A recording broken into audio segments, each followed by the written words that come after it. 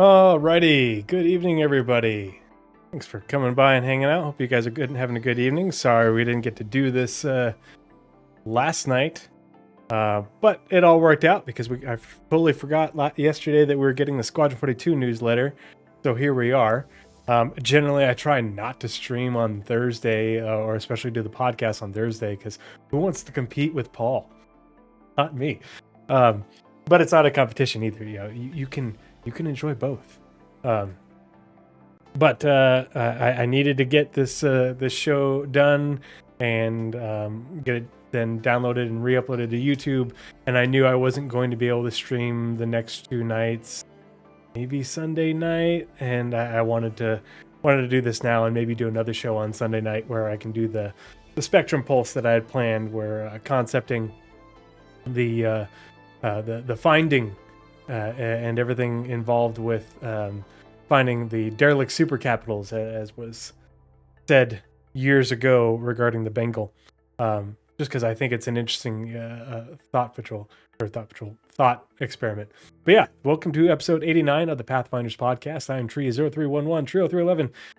I am your host, and we are charting the way through all the nebulous information surrounding Star Citizen, Squadron 42, and their development, and we actually have Squadron 42 development info today. So I know a lot of people have already said, oh, there wasn't much to the Squadron 42 newsletter, and it's like, no, it wasn't a whole lot, but there's more to it than the majority of people realize if you look closely and dig into the details and if you have a little bit of background understanding. So I'm excited to take a look at it just because A, really pretty pictures, but B, there is a little bit of extra context that people might have missed, and I figure it's worth checking out for a little bit. And then after that, we're going to check out the Roadmap Roundup from last Wednesday, followed by the monthly report that dropped yesterday, which is a good one. There's a lot of good information.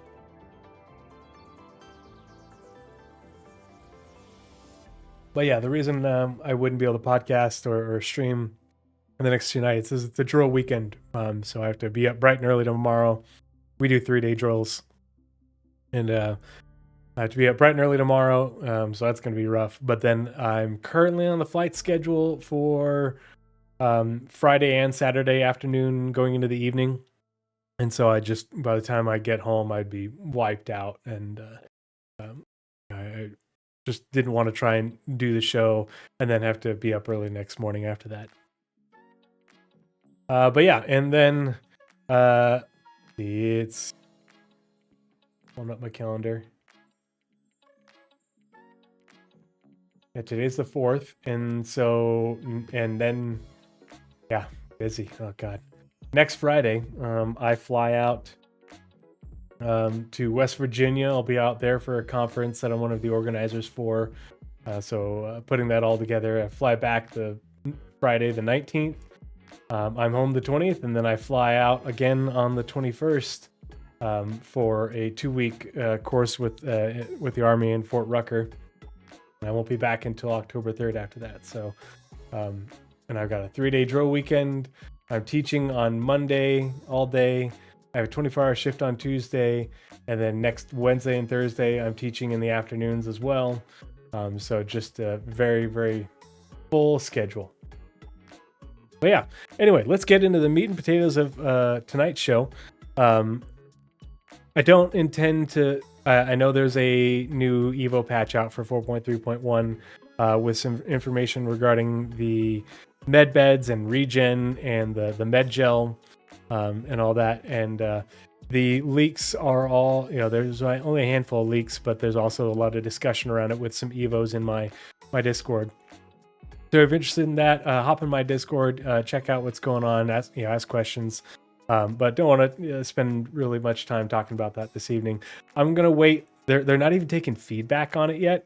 And so I'm going to wait until they start taking feedback on the feature and the information, because there's definitely going to be a lot more changes, and we really shouldn't be reacting to much in the way of details just yet. Like the Idris has...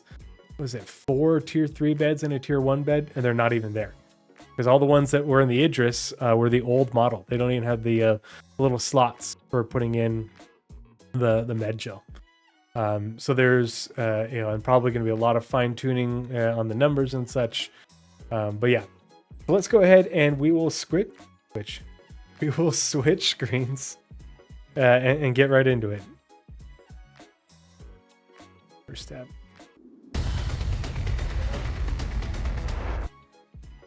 Alrighty, so I opened up the newsletter from the email in a browser window, and then I also I got this image opened up, and then this image. But we'll go ahead and just read through it real quick, and then we'll get to the com link itself and take a deeper look at some of those pictures. Yeah. Well, Northern Trooper, to be fair, the last mention of hacking was pretty encouraging, but I think they just paused the development on it for getting certain things taken care of that are more, that are really near term. But like the last two mentions have been encouraging about it, the sort of polishing and, giving players a little, who are using it a little bit more information. So hopefully, fingers crossed, we hear more next month. But yeah. So, and this says INS Malcolm, if it's hard for you to read, which is, I'm going to remove the bookmarks tab, which stands for Imperial Navy Station Malcolm. And there's a whole bunch of INS stations, not a whole bunch, but there's a good number of them, just like INS Jericho. But this one actually looks different. There's a whole bunch of INS stations about the verse. So it's one of those locations where I think we're going to see a lot of them scattered around UEE space. And we're going to see a lot of the UEE Navy coming and going around those in the PU eventually. So, Squadron 42, Journey to Odin.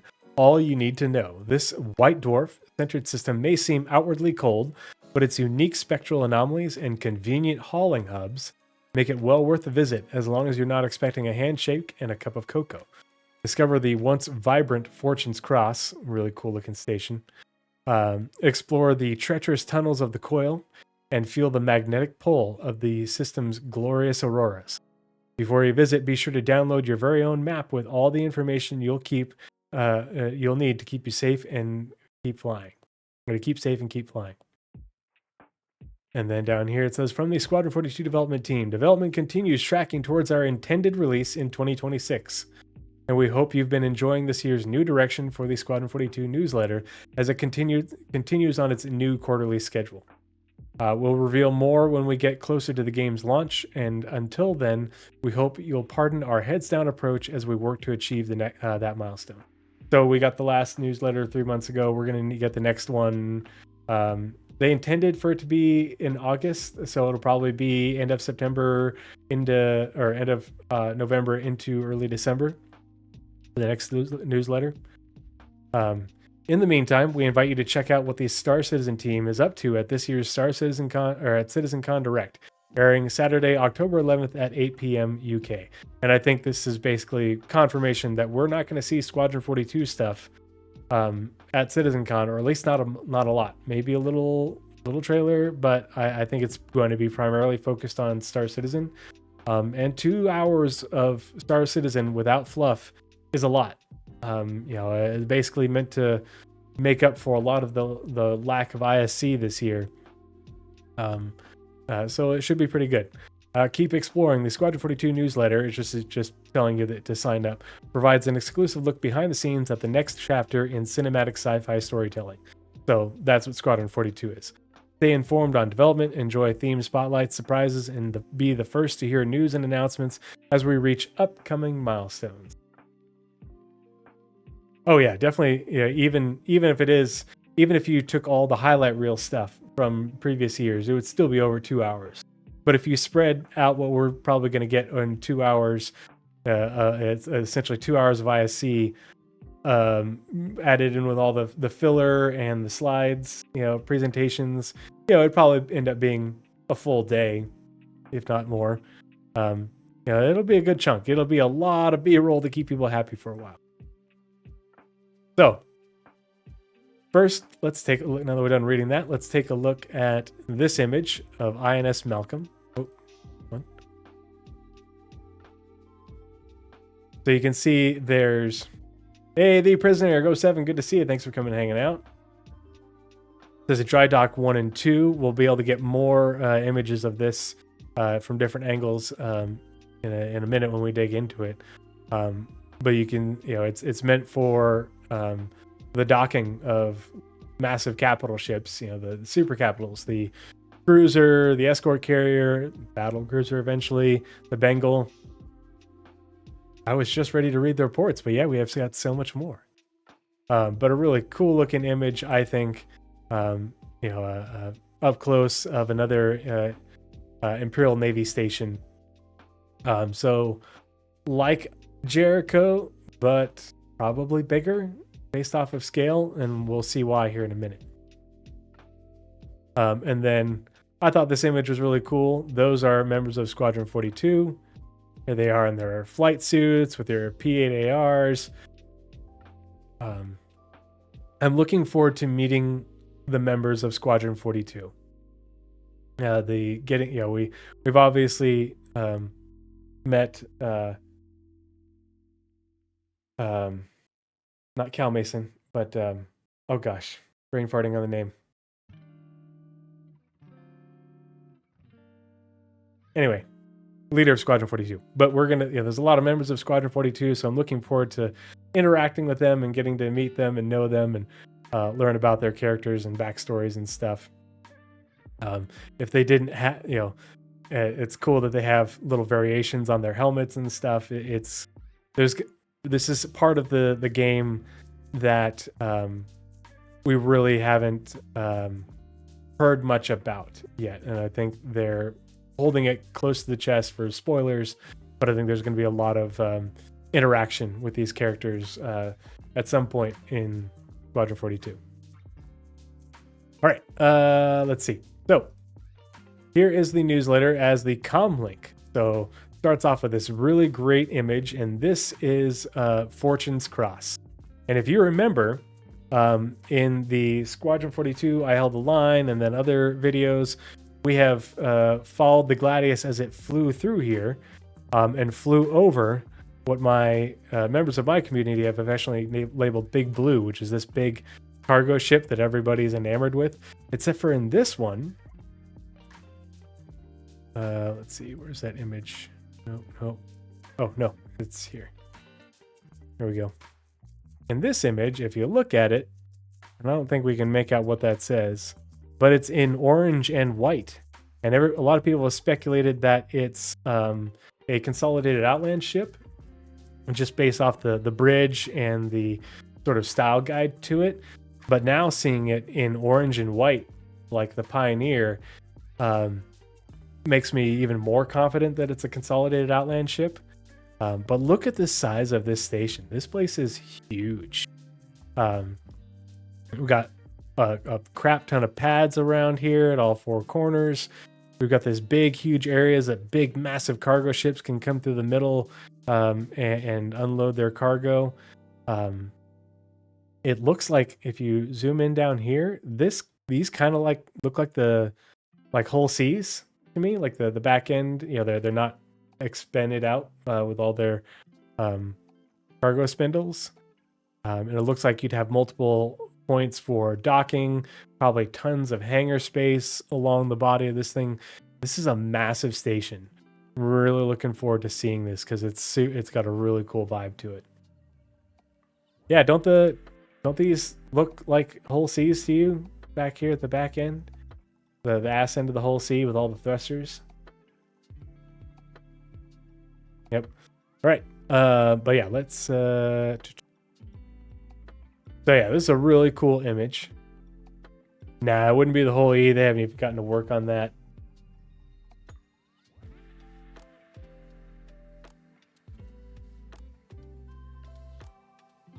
All right. So let's scroll down. So Journey to Odin. We already read this portion, but then you can click to download and it'll open download the image for you. And the image is actually huge. Yeah, Hull Seas are stupid common. Let's go ahead and close that. Actually, we'll leave it open just in case we want to refer back to it. And before we open up the image map for the Odin system that they gave us, just a reminder, it doesn't have everything from Squadron 42 in there. They removed, scrubbed some stuff to remove spoilers. It's not the most up-to-date version, but it's to give us a sort of an idea of what Odin looks like in Squadron 42. And to remind everybody, here's the Odin system right here. You can see it's got the symbol. It is a UEE system. The UEE has claimed it. It isn't unclaimed like Pyro or Nyx. But you can see here's Stanton over here. And then we've got a medium jump point to Pyro. And then from Pyro, you have a, let's see, I think it's a, yeah, we've got medium from Stanton to Pyro, medium from Pyro to Nyx. And then from Nyx to Odin is a large jump point. And then coming out of Odin, you have a large jump point going to Kellogg, which is also it's a developing system protected by the Fair Chance Act. And then you also have, I believe, it's another medium jump point to the Tanga system. So yeah, that's Odin right there. And if we click on it, Odin is 21 AU as of the last update to the star map, which is probably, we don't know when the last update was, but the last time it was, the last tracking of it was 2019. But it still says that. So until it changes, and we see other information, it's 21 AU. And for context, Pyro is 9. It used to be 13, then was 11. And then Nyx is still 11 as far as we know, but it used to be 39. So keep in mind, Odin is a much larger system. It's still only like a medium system in the sort of scale that I use in my head, but it's a good deal larger than what we are used to. And being that it doesn't have anywhere near the infrastructure that even Pyro would have, because it was never populated like Pyro, it will still have a decent amount, but it shouldn't be anywhere near as crowded in terms of infrastructure and support as Stanton or even Pyro.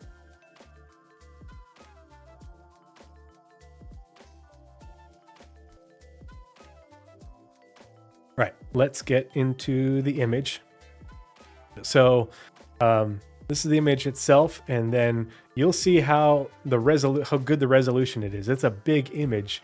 There's no loss or anything like that. Each one of these images within it is very, is quite detailed. But let's go ahead and get into the Odin system, the Arc star map, because most of what is in the Arc star map is on this image, but then we get some more visuals, we get a little bit extra backstory. But we have the coil here, we have this is Gainy or Odin 1A. It's a moon that used to be orbiting whatever planet that was. Odin 2, this is another moon orbiting Odin 2, then we have Odin 3, Odin 4, and the jump points. But then we also have a few other things scattered around here that aren't on the star map. But most of what we stuff is things that we've heard of before. Yeah. Nyx lore-wise, they thought about terraforming 3 planets, but it was too dangerous. One was amenable to terraforming. We have another one's like an ice giant, but not all 3 of them. I don't remember about Nyx 1. I don't think Nyx 1 is even in the green band, but I think Nyx 2 was. But Nyx 2, I think it is, has a whole bunch of like abandoned mining facilities. So yeah, there's that. Let's go ahead and get into the image. And why don't we work our way from out to in? So zoom in on Odin 4. So Odin 4, and there's some good context around this, especially for not only for Squadron 42, but particularly once Odin makes it into the PU as well. Like, it will take some updating, some work to update the Odin from Squadron to be up to date with the PU, because obviously Squadron takes place in 2945, and here we are 10, soon to be 11 years later.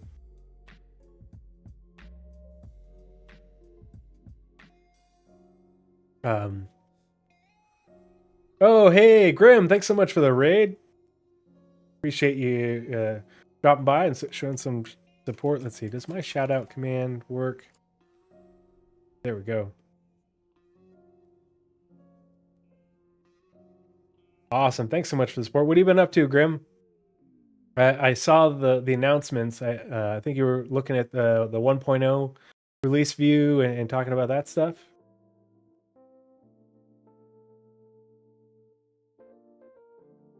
One point oh expectations. I would love to hear your thoughts around things for 1.0. But yeah, thanks for stopping by, everybody. Hope you'll hang out for a bit.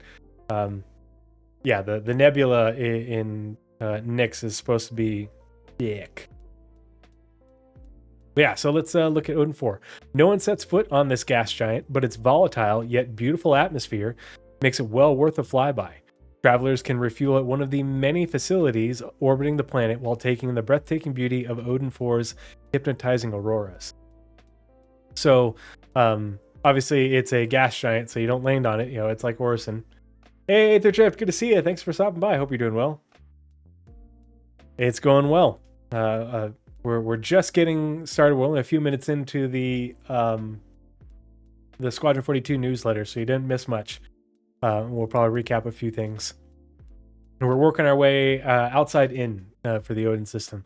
But I found it interesting that they said one of many facilities orbiting the planet. And so this, to me, suggests that, and we've heard similar mentions regarding other gas giants if you explore the star map, regarding refueling facilities and other things around gas giants. And so I think that we are destined not only for Crusader, but most gas giants in the game to have more facilities orbiting the planet. How close in, we don't know. Probably not. Like Orison, orbiting, in the atmosphere, but within close proximity, because we collect fuel from gas giants for our ships. It's like CIG's old episodes about Arc Star Map and the planets. Yep, I still, up until last year, when they were still doing the Galactopedia updates, I still did those. Followed every Galactopedia update. And they actually when they were, I don't know if you guys noticed, but the last week, they have been updating like every star system in the Galactopedia. And they didn't change anything, but they updated a bunch of the links and like stuff in the web script. And so I feel like it's preparing it for something. I don't know what. Is it going to be in, are they updating it for the Galactopedia? Are they changing it so that way all the descriptions on the star map will match the ones in the Galactopedia and there won't be any differences? I have no idea. The only thing that changed is they did add the Garen system to the Galactopedia. That one previously wasn't on there. And the Garen system is where they had the massacre, the Mezzers terraformed a planet that was inhabited with sentient, sapient life and a whole bunch of other life and stuff. And they did it like on interplanetary television, which started the uprising against the Mezzo regime. And now they're actively trying to restore the environment and repopulate the planet with the flora and fauna after the devastation that was caused.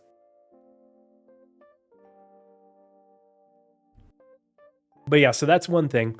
I do expect to see refueling stations and other space station type facilities orbiting the gas giants where we can refuel, but also if you are carrying fuel, that's where you'll go to pick it up. And you'll be able to haul fuel to stations. You'll be able to haul fuel to your own base and or your own station for your own uses. That's will be the primary place where fuel originates, and then populates throughout the verse. Yeah, bring back Cryastro truck stops. I fully expect we'll get a few branded type locations like that. And one of the gameplay loops will be hauling fuel. They'll always have a constant demand for fuel at stations and the truck stops. And just like anything else that we haul cargo wise, you'll need to have special ships to haul fuel containers, whether it's the Starfarer or probably things a lot bigger. Maybe we end up taking 32 SCU gas containers on your hull C. I don't know how that's gonna work, but I feel like we'll get more fuel trucks.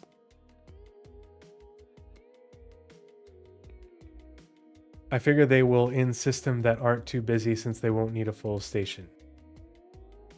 Say that again one more time, the prisoner. I don't know what you mean.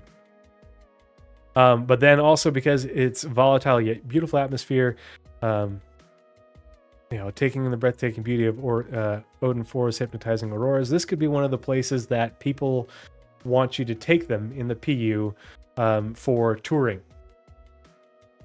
Oh, gotcha. For Cryastro systems. Yeah, the less busy ones. Yep. But yeah, that's Odin 4. So there will be locations there that we can visit. I assume we'll be able to go there, in Squadron 42. I don't know how much, maybe we'll stop there for refueling as we're, moving across the star system. Maybe the Stanton will stop there for fuel. Who knows? Keep this in mind. It says Kessel Highway right here. We're going to look more at that here in a second. So let's look at Odin 3. And this is the first one where there's sort of a bit of an Easter egg that I don't think anyone but me has caught. So Odin 3. Though easily overlooked, Odin 3 offers insight into the history of the system, making it home to several ongoing scientific endeavors. So there will be like some science and research facilities there. Again, whether we go there in Squadron 42, have some missions there, I don't know. We'll find out eventually. But the fact that they mentioned it in here lends me to believe that we're going to be visiting, and have reason to go to a lot of these things, for missions and the investigations, with the, we're working with the advocacy during part of Squadron 42. But let's zoom in here. Is this familiar to anyone? What does that look like?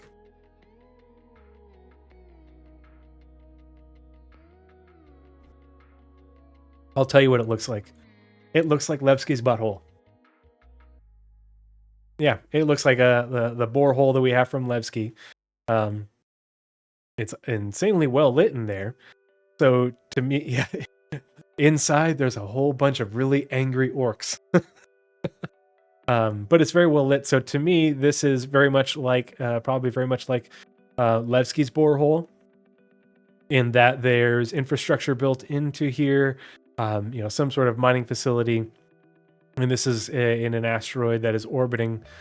I assume it's orbiting Odin 3 because it's in such close proximity.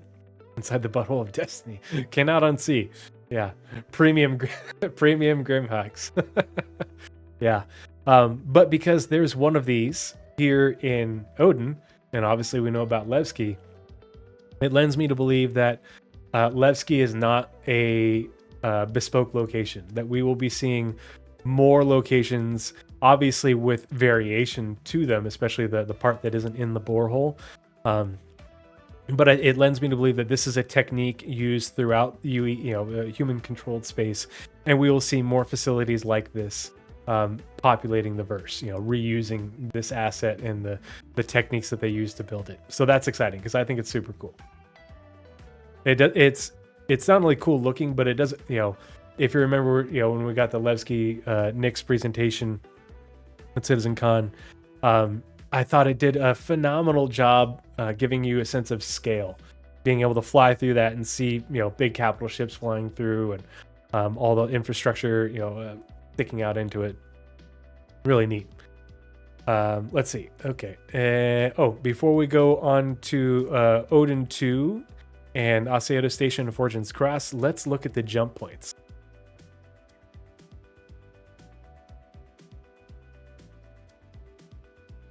So Jump points. Kellogg, Nix, and Tanga, like we talked about. Remember, Kellogg is a protected system. It's protected under the Fair Chance Act. The UEE has the UEE Army stationed in Fair Chance systems at various space stations that guard those systems, and they patrol from them. They even have their own patrol ships that move about the system in order to closely monitor any traffic that is allowed into the system, but also patrol around it to essentially watch out for poachers and people doing that.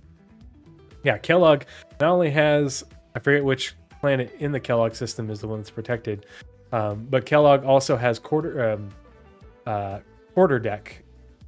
Yeah, quarterdeck is the name of the prison planet, which is oh gosh, what did we call?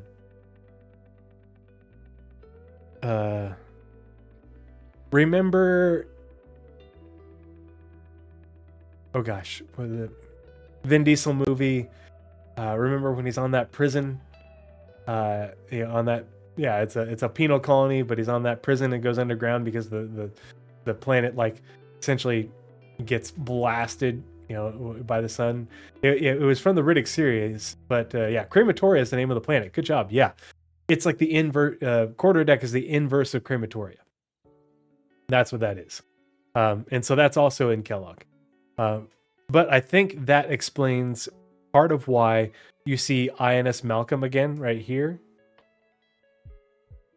and then you see this part right here. Yeah, this is the same INS Malcolm station, and I believe it makes sense that INS Malcolm, the Imperial Navy station, would be protecting the jump point into the Kellogg system. Pardon me. To control traffic going in there, as well as Kellogg borders Vandal space. Yeah, another podcast already. Yeah, I'm trying to get a whole bunch of podcasting and streaming done while I'm home, because I leave again on the 12th, and I basically will be gone from the 12th through the 3rd of October. Yeah. Yep. Yeah, similar to Devil's Island in Australia. Mm-hmm. So despite its checkered reputation, Odin acts as an oasis of the UEE in this corner of the universe. Again, it's connected to Kellogg, which is Fair Chance protected, Nix, which is unclaimed, and Tanga, which is also unclaimed.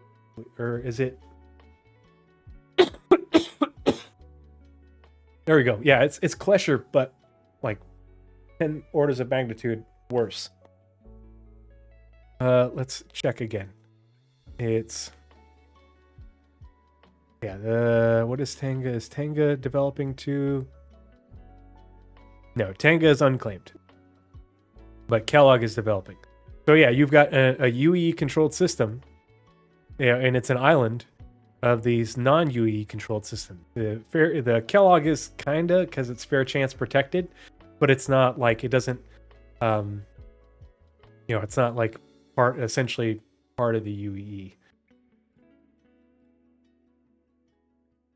Directly Kellogg connected to the Kellogg system, which enjoys UE protection under the Fair Chance Act, and the two unclaimed systems of Nix and Tanga. So here's a jump point. Here's some jump point infrastructure. There's another jump point. This is interesting looking. What are these guys supposed to be? I have no idea what these are supposed to be. We've never seen anything like this. So I thought it was interesting that they put these here. And whatever these little buoy things are around here. So who knows what this location is like, what this jump point is like. And they only showed 2 jump points, and there's 3 of them. So interesting to look at. All right, let's go to Asiedo Station. And so we saw this one in great detail and learned a lot about it from the briefing room a couple years back. Pardon.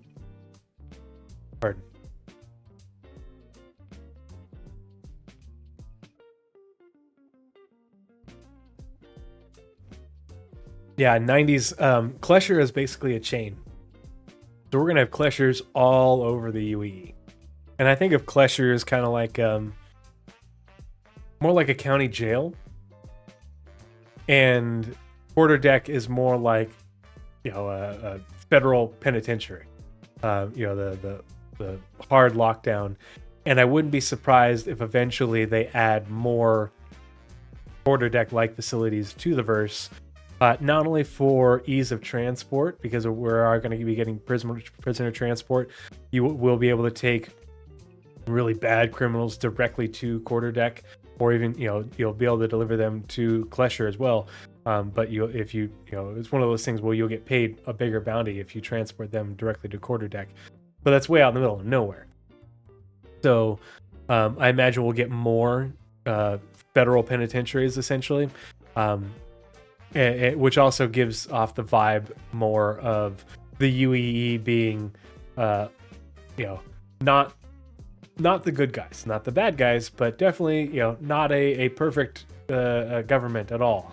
So Osiedo Station, which is this guy, surrounded by a vast network of comm relays, that's these things. This Osiedo Station acts as the primary nexus to manage Odin's communication network and keeps the system's inhabitants connected. So, this is what essentially, sends message traffic across the Odin system. Essentially beams it around to where it needs to go. I fully expect us to get Osiedo stations throughout the UEE.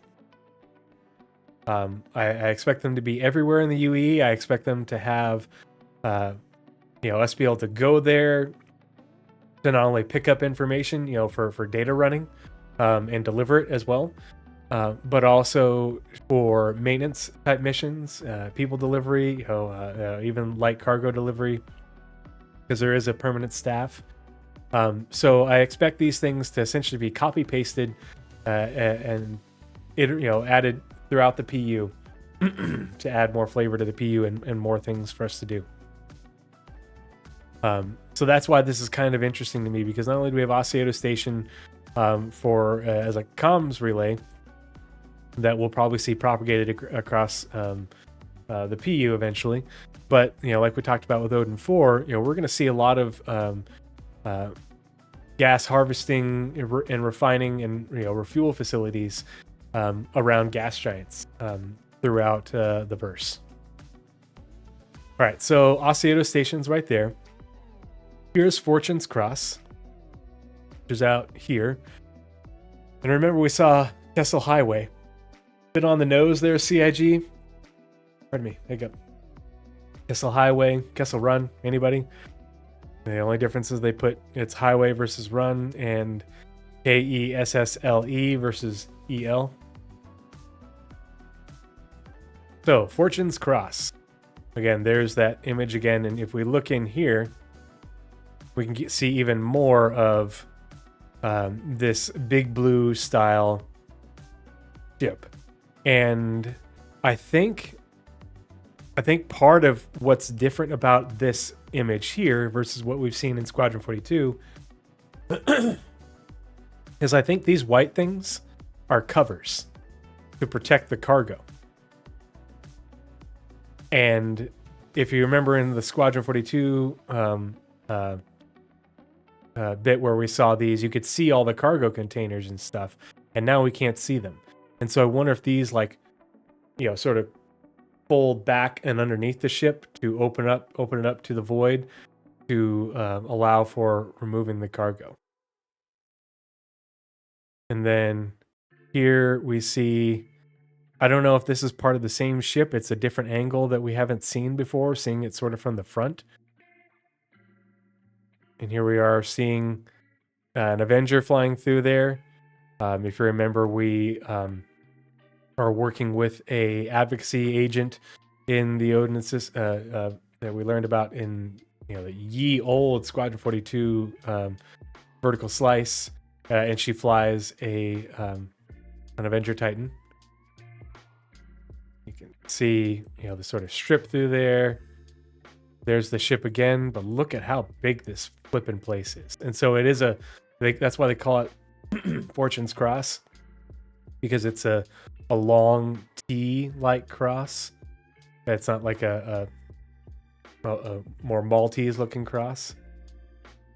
And so again, here, that's really rough, but to me that sort of gives the shape language of those whole seas that are basically unladen, but it also gives the idea of the scale, how big these ships are.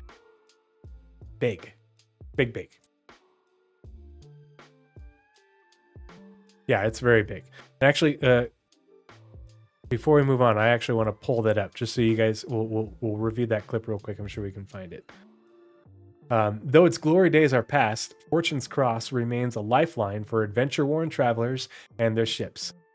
Straight off the Kessel Highway, the station has been battered by years of economic decline, yet still serves as a commercial staple of the system and popular transport hub for workers entering and leaving Odin. So let's see. And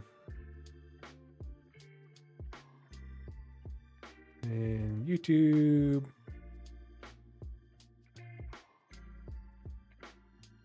Was it? Pretty sure it was in I Held the Line.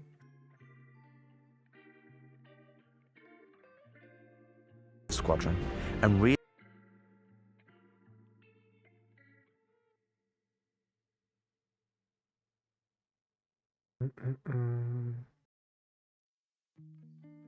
Give me just a second.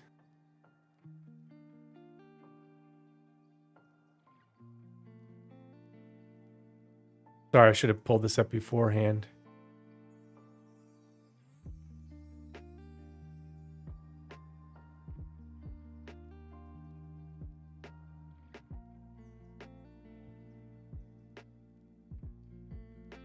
Oh, and this is Odin 2 as well. Or sorry, not Odin 2, but...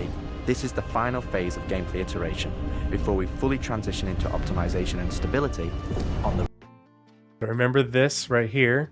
This is the... We'll hear them talk about the terraforming operations, which is Odin 1A, which is a moon. That you see that little guy right there. And so we don't know if these terraforming operations are active for Odin 1A or not. It would seem weird that they'd be active, like maybe they're just leftovers from when they were trying to, but then gave up on it. We'll read about that here in a second. Let's go back to this and...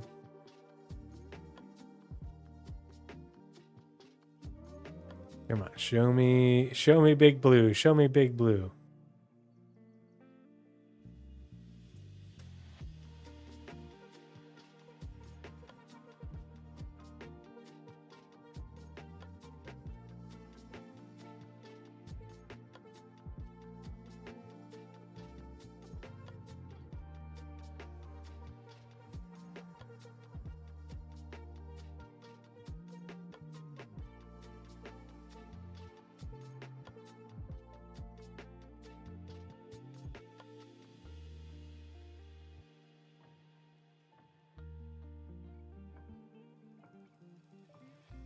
Here we go. Here we go, this part.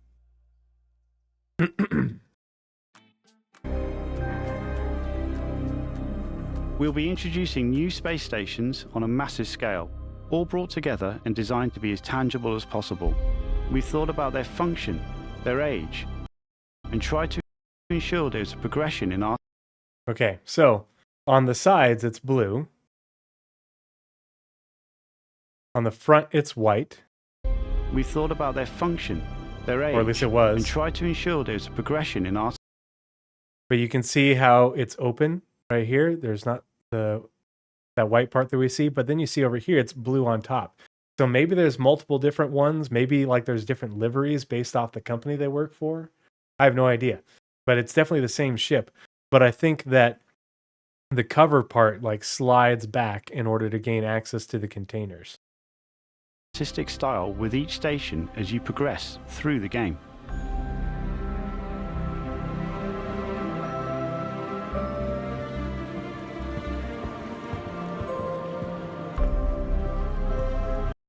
Well, in The Prisoner, we don't even know if the Vanduul are active in Odin.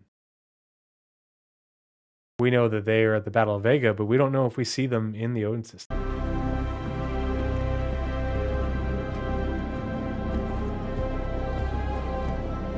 As you can see today, the teams are working incredibly hard, ramping up the detail and quality to match the breadth of our vision for Squadron 42. There it is again. Now, I know you're all asking. There was another bit, and I don't remember where it was, where they fly over. They fly over it as they're flying through the station. Small and large elements of the game, such as dialing in. No. I apologize. I really want to find it really quick. No, it's not back here.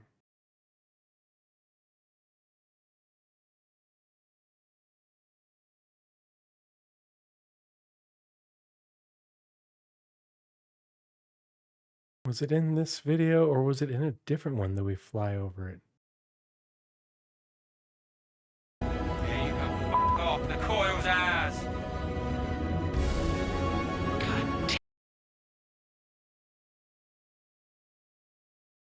Maybe that bit was in a different video. I don't remember which squadron video that part was in, where we fly over and red. Oh, wait.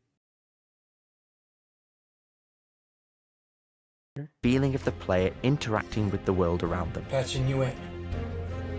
as it's a core component of Squadron and really grounds the world that you inhabit.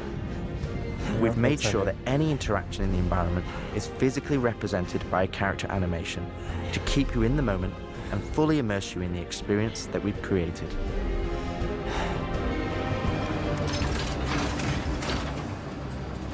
Ultimately, We want you to not only decide how you play the game, but to feel as if the people you interact with are in that world with you. I would have never thought of. Okay, well, we got to see part of it. You got to see the scale. It's huge. The station is huge. That ship is huge. And as I talked about, multiple stations, and environments in Squadron 42 that are massive scale, far larger, larger and more detailed than what we have in the verse right now, simply because it's not constrained by server meshing and the PU. But the PU and everything will catch up. So let's continue on. So yeah, that's Fortune's Cross. Really cool looking place. And let's look at Odin 2, and then we'll go to Odin 1A and the coil. Oh, forgot to read this description, which is different. The Odin System. The Odin System is a planetary system in the United Empire of Earth. It is made up of 2 Chthonian planets, which essentially means they're like dead worlds. They're not habitable. One a gas giant, an unusual cosmic anomaly, and a white dwarf star. The anomaly was created when the first planet in the system was destroyed by its star, obviously when it became a white dwarf, leaving behind a unique asteroid field beset by constant electrical storms. Corporations and research facilities that deal in dangerous materials conduct testing on Odin 2. Let's read about Odin 2.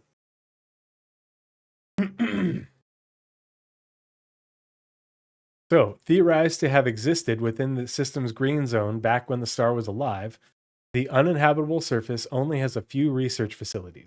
So, research facilities on Odin 2. Odin 2's moon, Vili, houses several transfer hubs that make an adequate stop for haulers transporting hazardous materials from the planet. Other interesting gameplay tidbit right there. So, hazardous materials transport getting picked up at Vili. And research facilities on Odin 2 itself, or essentially the leftovers of the planet, what's left of it. Could be some really interesting gameplay to visit there and do different contracts with different research organizations. And then, so the coil is what's left of Odin 1.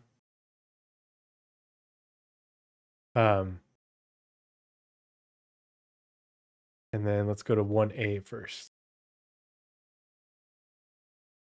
So we got the moon Vili, which orbits what's left of Odin 2, and then Gaini, which orbits Odin 1,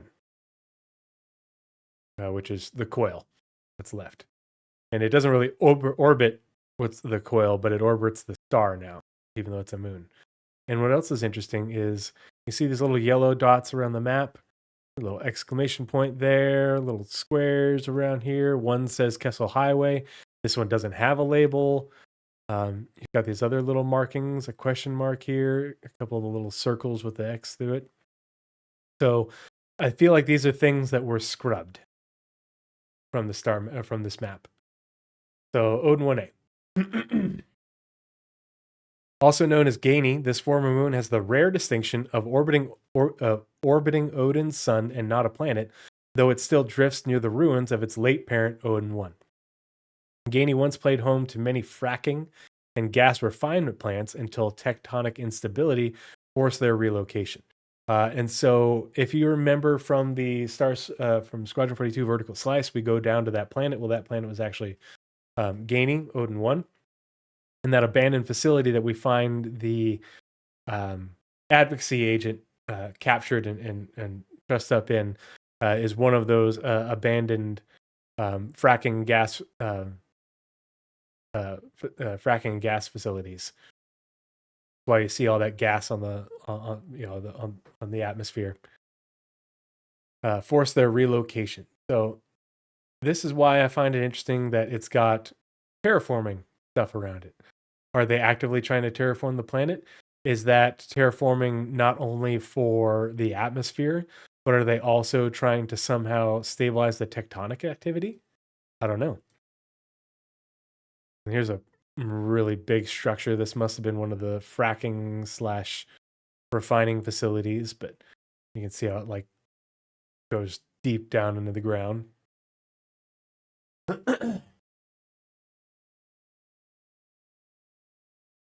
All right. And so we've also seen Archon Station in that same vertical slice where you meet with, oh gosh, what's his name? Ben Mendelsohn, right? His character. And Archon Station is owned by Shub and Interstellar. But then the coil, we saw them flying through the coil in that same vertical slice. If you're looking for Odin 1, you'll be looking a long time. All that remains of the system's first planet is a cosmic phenomenon known as the coil, created when the system's star collapsed. So the star collapsed, and it destroyed Odin 1 and Odin 2.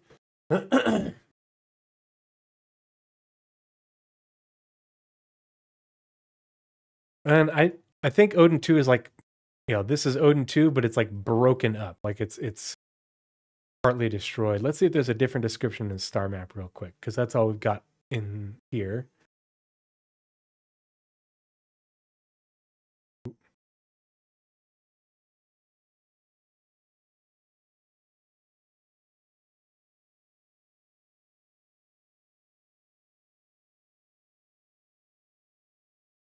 Information. So Odin 2 is a mostly uninhabited world that houses isolated testing facilities for scientists and various corporations who use the desolation to conduct more dangerous operations. Its moon Villia serves as waypoint for those working here. Here we can we'll open up the Galactopedia real quick. And that way we can see if the description is any different. Odin System. And we'll go to Odin 2.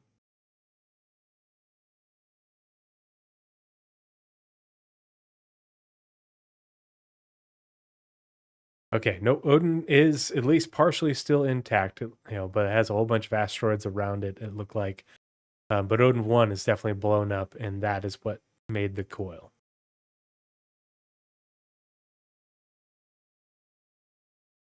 Go back to the...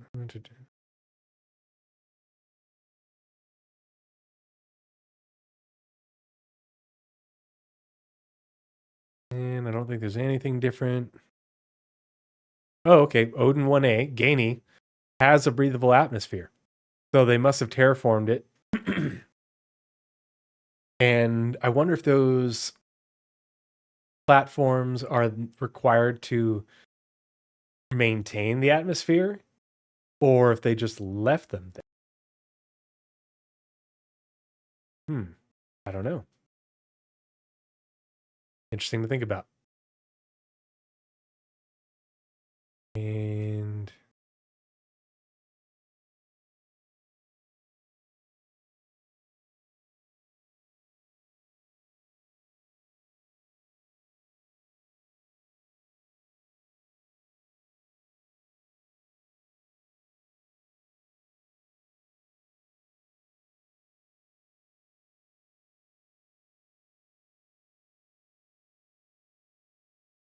Cool.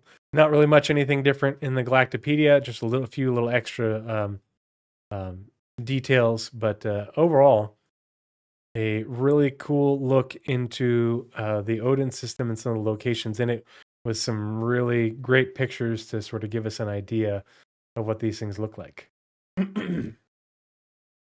Very, very, very pretty. Lots of nebula and gas clouds. You've got the coil with all the lightning. Really interesting asteroids. Different makeup of all the asteroids and stuff. A whole bunch of facilities and stations of different types. So it's going to be a very diverse and interesting system. But yeah, that is. Oh, let's see. That was what I was going to check out.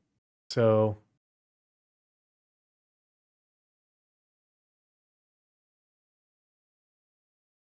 here's INS Malcolm, some landing pads.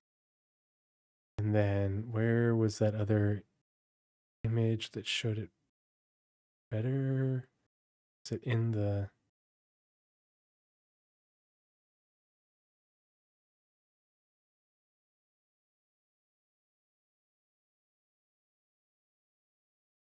the actual email itself?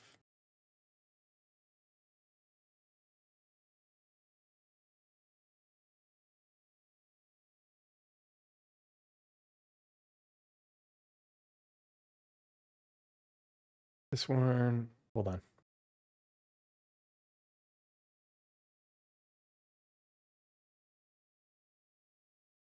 could have sworn I grabbed another image from somewhere. Where did I put it? Give me 1 second. Oh yeah, that's what I was going to show you guys.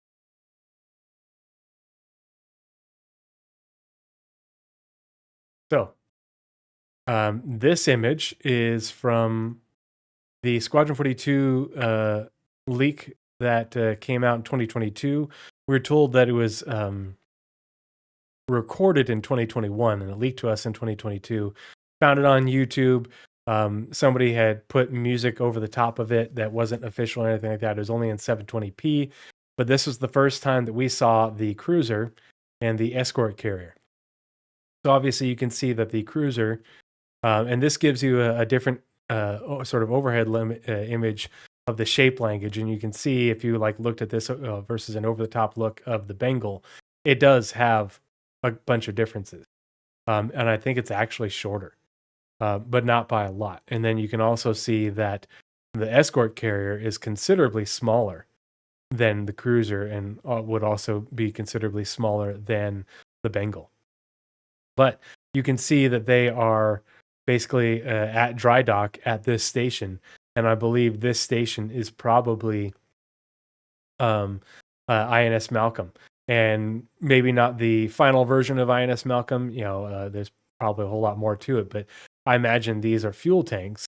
And this is where these massive capital ships would, pull up alongside to get refueled.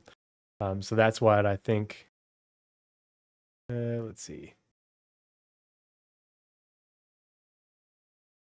This guy is. So you see dry dock 1 and 2, little thing separating the two of them.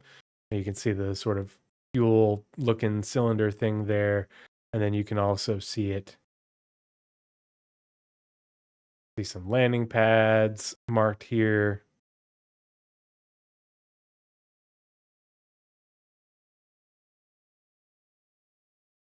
Yeah, that was from that leak. You actually see them a little bit more in that same video, but we've actually, we've seen them in greater detail and much more polished since then. But yeah, that is it for the Squadron 42 newsletter and the Odin map that we just got. Some pretty pictures, interesting descriptions, a little bit more information. Not really anything too new, but a little bit expanded on it. But it helps give you some more detail and scale that maybe wasn't conveyed in the videos we've gotten in recent years. So let's go ahead and we'll switch back to the other screen for a second so I have a nice neat timestamp. And I will close out those. We'll switch windows. Part of the crew, part of the ship. Part of the crew, part of the ship. Oh, hey. Part of the crew, part of the ship. Annaline Serenity, thanks so much for the follow. Really appreciate your support. Just to remind everybody, since you can see the things down on the bottom, pardon me, hiccup. I need to sip my cocktail.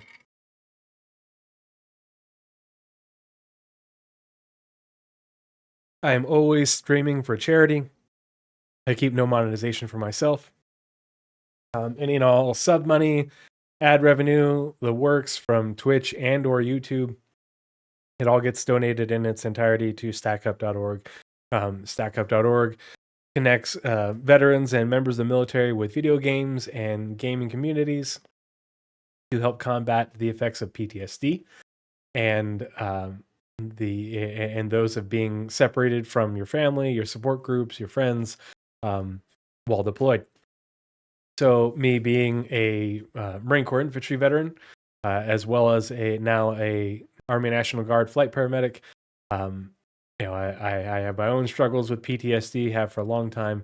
Hanging out with you guys, my little corner of the community, and getting to play with y'all and chat in the Discord and such. This is my therapy, and I found that it works really well for me. And I appreciate you guys being a part of the community and being my friend. And if it works for me, I think it'll work for a lot of other vets, and we have good data that supports that. And so the more veterans and members of the military we can connect with gaming and gaming communities, the more people we can positively impact and maybe even save some lives. So it's something I very much believe in. So yeah, without further ado, let's go ahead and switch back screens, and we'll get into the Roadmap Roundup for August 27th.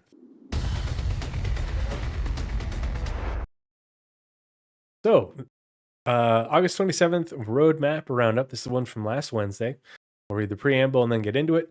Hello, everyone. Every 2 weeks, we accompany the Roadmap update with a brief explanatory note to give you insight into the decision-making that led to any changes. This is part of an effort to make our communications more transparent, more specific, and more insightful for all of you who helped make Star Citizen and Squadron 42 possible. Just a reminder, the 1.0 column showcases features and content planned for inclusion in or before 1.0. This means you may not have to wait. Ooh, I forgot to turn the music back on.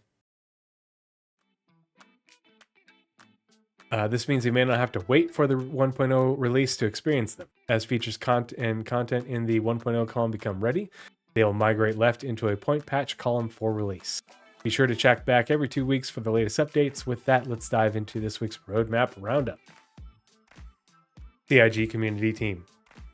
Notable changes. So release view 4.3.0. All 4.3 cards have been set to release. Ship flight tuning changes. Light fighters. Updates on light fighters for the Gladius. Updates on light fighters for the Gladius, Arrow, Hawk, Bandit Defender, Talon, Blade, Cartu-All, and Mustang. SCM and nav speeds, acceleration, angular speeds. This card has been set to release.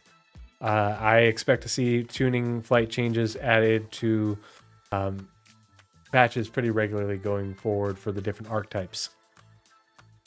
4.3.1 RSI Apollo Triage, implementing the Apollo Triage from Roberts Space Industries. Set to tentative.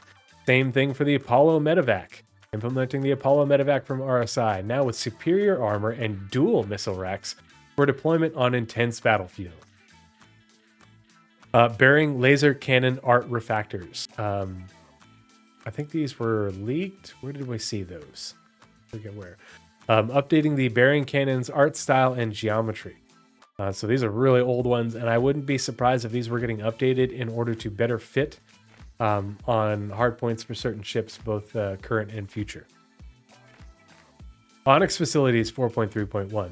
Update 4.3.1 expands the Onyx facilities with the addition of the Science Wing. Science! Can't wait to visit this. Been having a lot of fun exploring the Onyx facilities. I haven't finished yet. There's more missions for me to do.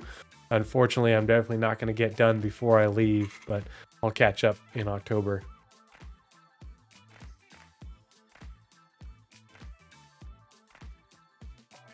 Ark and Malor invites players back to the network of abandoned research sites scattered across the Stanton system, hidden on nearly every moon. Though light security still lingers, facilities have long since been abandoned by ASD. So, though light security still lingers, to me, that's the AI FPS turrets, because the NPCs we run into there aren't ASD security. They're like mercenaries and treasure hunters and stuff like that, people like us. But I imagine the security systems, the FPS turrets, are what's still active, and that's what accounts for the light security. At their deepest point lies Dr. Jorrit's lab, where the darkest revelations await. Oh boy. Can't wait to see where this leads. Let's see. The prisoner says, an Apollo with rockets for protection against ground troops. Pardon me. Mission pickup on location, enabling new missions to be discovered and added to journals when you approach or enter a designated area. Set to tentative. The question is, for me, are these associated with the Onyx facilities? Like, will they only be at Onyx facilities, or are they going to be at other locations where we get these additional missions when you approach a location? Or are they only going to happen, will they happen at locations whether you have a mission that takes you there or not? Are they tied to a mission that you're working on, sort of like a secondary or bonus objective? There's a lot that they can do with this. It'll be nice to not just have one mission at a location, and then you move on to the next one. You get there and you have more options. This is part of the whole idea that CIG has long since talked about, where not only will they, are we going to get Starchitect with thousands of locations around planets and moons, as well as the further updates to the mission system to generate more missions and more content associated with those locations. But also, the locations will have more content at them. So you won't just go to the location and do one thing. There'll be a number of things for you to do there. You won't just be a one and done situation.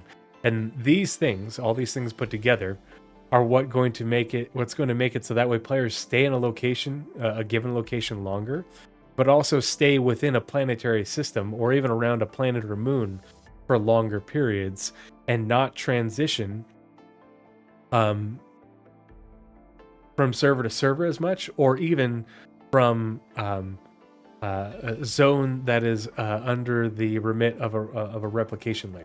So if you imagine let's use Microtech, the Microtech planetary system. Right now, we have one replication layer and 10 servers for both systems. And the breakdown, basically changes from patch to patch. With dynamic server meshing, they can dynamically scale not only the servers, but the replication layer and with the addition of additional replication layers called replicants, and all the additional background services that those things connect to that run the game. So, in a dynamic server meshing environment, you take the 600 players that we have per shard now, and you add 2 zeros to it, because instead of 600 players for one replication layer, you have 600 players every replication layer, and the game will spawn more replication layers with however many servers that replicant needs for the area that it's handling. And each one of those can have up to 600 plus players. So you could have one replication layer doing New Babbage, and another one, you could have a couple of them doing the rest of Microtech, and then one for each moon, and then maybe a couple for the space in between the moons and the space stations and other points of interest. And just with that alone, you have gone from 600 players in one shard across 2 star systems to thousands of players in just the Microtech planetary system. And I always have to bring this up because when people talk about regeneration and saying we need easy respawn because no one wants to wait for for someone to come and rescue them, and it's like, well, in 1.0, why would you have to wait a long time? Well, because we only have 600 players per shard, and players take a long time to cross the system. It's like, you will have thousands of players in just your local planetary system. And if you jump from a moon to microtech, it takes you seconds. It would take you, a matter of a couple of minutes to respond, to jump across a planetary system and then fly down to the surface somewhere to respond to a medical beacon. And that's not even taking into account the time savings with the much more efficient and less buggy, new QT system that we're getting. So it's totally a moot point before you even introduce the idea of NPC rescue as well.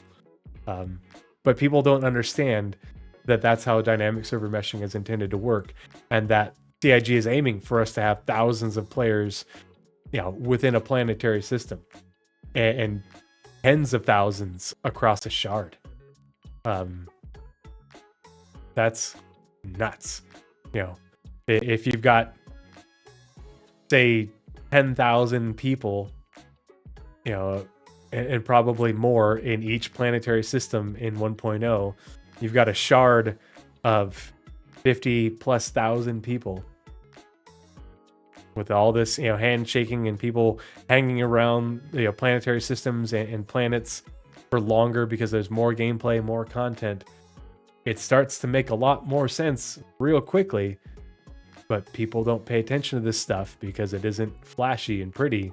And so they don't know, and it doesn't allow them to set their expectations appropriately for how these things should work and why CIG has designed them in a certain way over time.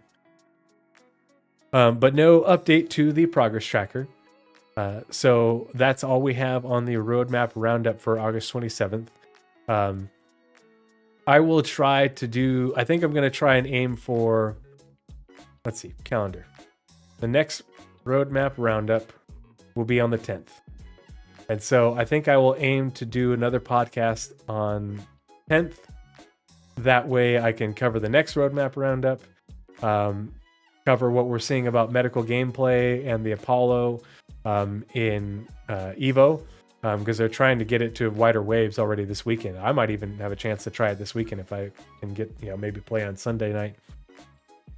But then also do the Spectrum Pulse on the possibilities surrounding derelict super capital ships like the Bengal.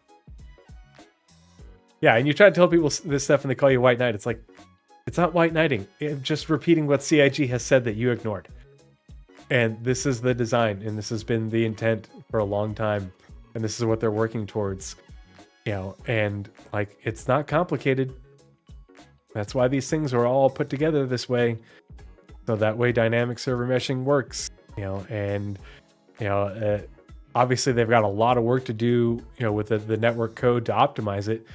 But once they get dynamic server meshing in, is when they will do a lot more of this optimization in order to refine it as well. Just like right now, if you're reading the monthly report, like in July, they talked about the R&D team, research and development team, is solely focused on game optimization and bug fixing. So they're doing that for Squadron. Well, eventually, in the next couple of years, they're going to get to that point with Star Citizen for the engine and particularly for the network and server side. And we're going to have a lot better, latency between us and the replication layer and the servers, and these transitions in terms of handing off entities between servers, as well as spinning up a new replication layer to then spawn more servers and then split the load up when demand gets high. All that's going to work. This isn't theory. This is CIG's implementation of systems that are proven, and they're just building out their own version to work for what they're doing.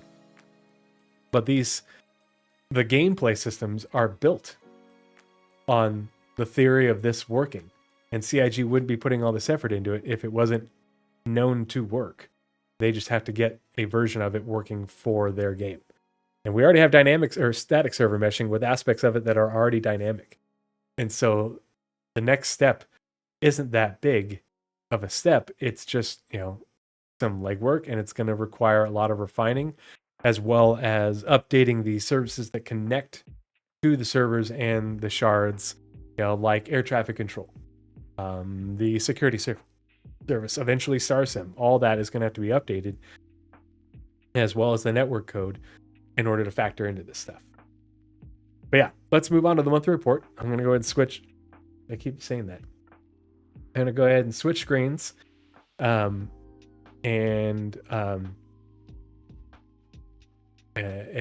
that way I have a nice clean timestamp, and I'm going to refill my cocktail real quick before we get into it.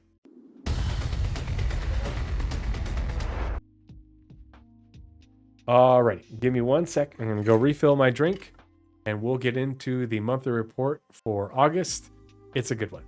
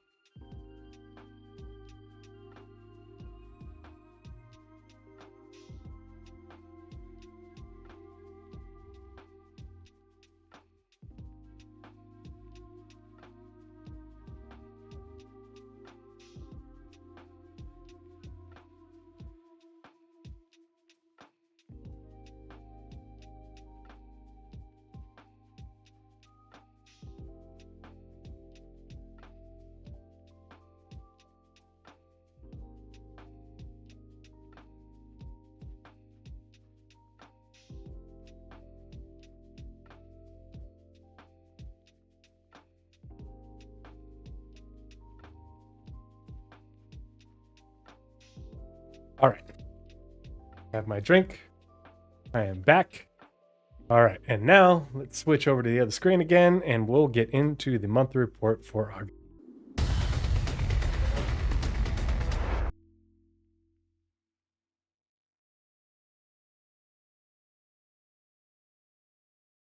I just want to bring this image up. Zoom in on a little bit. Really cool looking location. I'm assuming this is the deepest part of the ASD facility, the ASD Onyx facility, the science wing. I think it could be something else. I don't know. We don't know what it is. That's my assumption. But I think it's really cool. I love the ambiance of this, and it gives me hopes for the next phase, the underground portion of the distribution centers.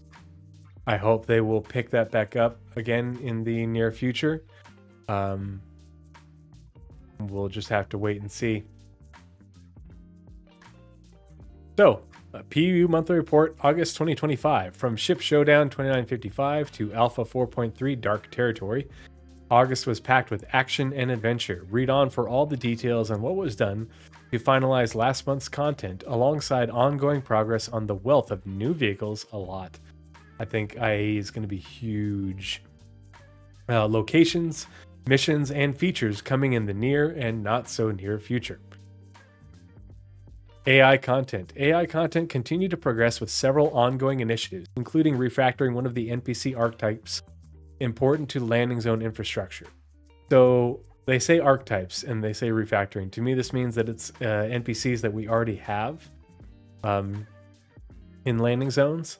But I heard a lot of people speculating regarding like refueling and stuff, and it's like we don't have that archetype. And so unless they're talking about an archetype that is coming over from Squadron, because they have people that do refueling in there, it's landing zone. It's the entire city. So it could be the bartender. It could be the little shop kiosk people. I think it's probably the security folks, because we see them constantly like borked out and still standing there pointing, even though like no one's running around doing anything crazy.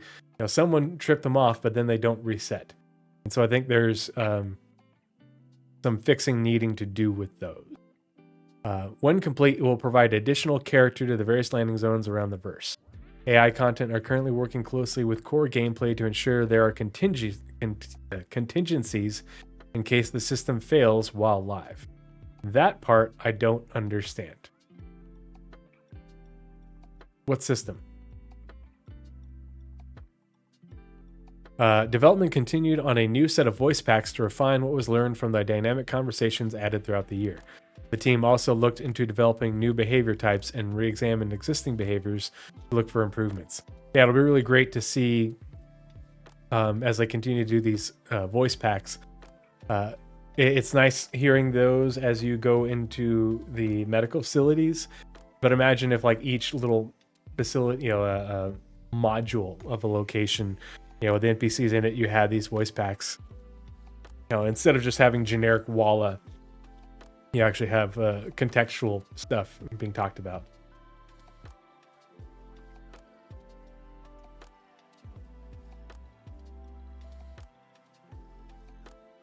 Finally, they looked into the upcoming environments to make sure they're properly set up for AI populations. Upcoming environments. So when they say populations to me speaks to like sort of civilian populations, not like like NPC enemies and stuff. The populations like you have at landing zone. And with what they recently mentioned regarding what did they say? It was in... Hold on. I'm going to find it. It was in the July monthly report.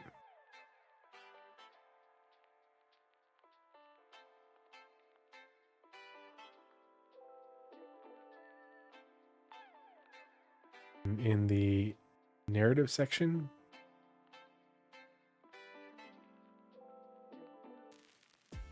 So, here at the narrative section for the July month report. Also, the team began filling in additional details for an upcoming location, honing specifics to help further guide art and design as they populate it with locations and gameplay. They also crafted lore for a new ship seller, who the narrative team hopes will be a fun addition to the verse. I swear, this sounds like they're talking about Nick. Additional details for an upcoming location, Nick's system, which would have locations that, it would need to be populated with locations and gameplay. And then we talk about in here, the monthly report for August, where they looked into upcoming environments to make sure they're properly set up for AI population. Are those upcoming environments like Nyx or like Levski, like the asteroid facilities that are supposedly inhabited there, unlike the abandoned ones in Pyro? The mining, maybe abandoned mining facilities, or other outposts on Nyx 2. That would fit with this. I don't know. We know they're working on dynamic server meshing. They're trying to get it in. I don't think we're going to see Nix until dynamic server meshing, because then they would just be spreading the 600 player population across 3 servers instead of 2, and further dilute the player count across the areas. But if they can get dynamic server meshing, in within the next year, 6 months to a year, that would make sense for what they're doing with this sort of stuff. If they're trying to get it in, the up to first half of next year. I don't know. Maybe I'm just huffing the copium, the hopium, and everything. But the language is a little bit too almost on the nose for it to just be a generic location to me. AI features. The AI features team began the month by improving NPC weapon overheating, a feature initially developed for Squadron 42. And so, like, weapon overheat is one of the 1.0 features, interestingly enough, and it's in the game now. So I wonder when they're gonna put it into the release view and put in a point patch and say, yep, it's released. Alongside this, a new firing validator was also introduced for charged weapons. The logic for trigger control was reworked, and various issues were fixed. A pre-firing stage was also added for NPCs using weapons, as previously they would only use charged weapons while in cover. A fix was also submitted to tackle an issue preventing NPCs from shooting after their first trigger pull. I haven't run into that one. I was getting shot a lot the other night. I was streaming and I decided to do a Hathor location, and I cleared out the whole thing as part of a mission for the Foxwell. I think it was a Foxwell mission. And by the end, and I didn't even finish the whole thing. I got like 2/3 the way, but then I had to call it a night.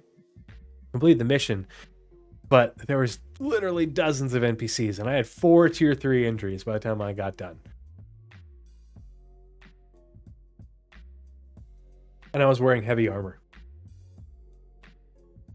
So definitely getting a lot better. Room to go. With that many NPCs, there's no way I should have been able to make it that far. But as the improvements keep coming, more behaviors and stuff, better server performance, I think it's going to get even more and more lethal. This ability to solo, like I'm a pretty good FPS player. I'm not that good. And I think that needs, the being able to solo a location like that. Yeah, it should go away, and you should basically have to bring friends if you want to take on a location that significant. I shouldn't be able to Rambo. I kid you not. I basically in the first 3 buildings of that Hathor location had probably 2 dozen, maybe 3 dozen NPCs, and they all just started streaming towards me. Not all at once, but a lot of them. And they were flanking me. Like, I had to get behind cover, and I'd fire over here, and then I pop around another one, fight over that way, and then come around, fire over this way, and then I have to bound back to the next bit of cover, and I'd get shot, and I'd have to heal up, and then treat my tier 3 injury, and then keep shooting. And it was nuts. It was pretty intense, but I shouldn't have survived that. It shouldn't have worked. But I think part of it is the game, and the NPCs react better, but still not nearly as quickly. And like, a lot of them were still running out in the open. They weren't using cover the way they should. That was one of the behaviors. They talk about it in this one or the previous one, where they have a sorting bounding overwatch. Some NPCs are firing and covering while the other ones run up to the next cover. The NPCs definitely don't use cover like they need to. But that's something that they're going to keep working on, and they've been talking about. Various behavioral combat improvements were made, including the implementation and bug fixing of reactions to weak spot destruction and distortion damage. Weak spot destruction, I believe that's talking about Maelstrom? I don't know. The team are also improving the overall experience for the Copions, starting with fixes to stabilize the flee behavior. And the Copion like run at you and everything, but they're animations and behaviors still seem stilted, and they I haven't had one bite me. They've run right past me and run around me, but they haven't been trying to bite me. Communication channel improvements were then implemented to allow for the better coordination of NPC groups with leaders. The devs also added improvements to automatically calculate when an NPC is alone or not, to better filter what they can say and when. A bug was fixed for NPCs executing audio triggers when dead. He's only mostly dead.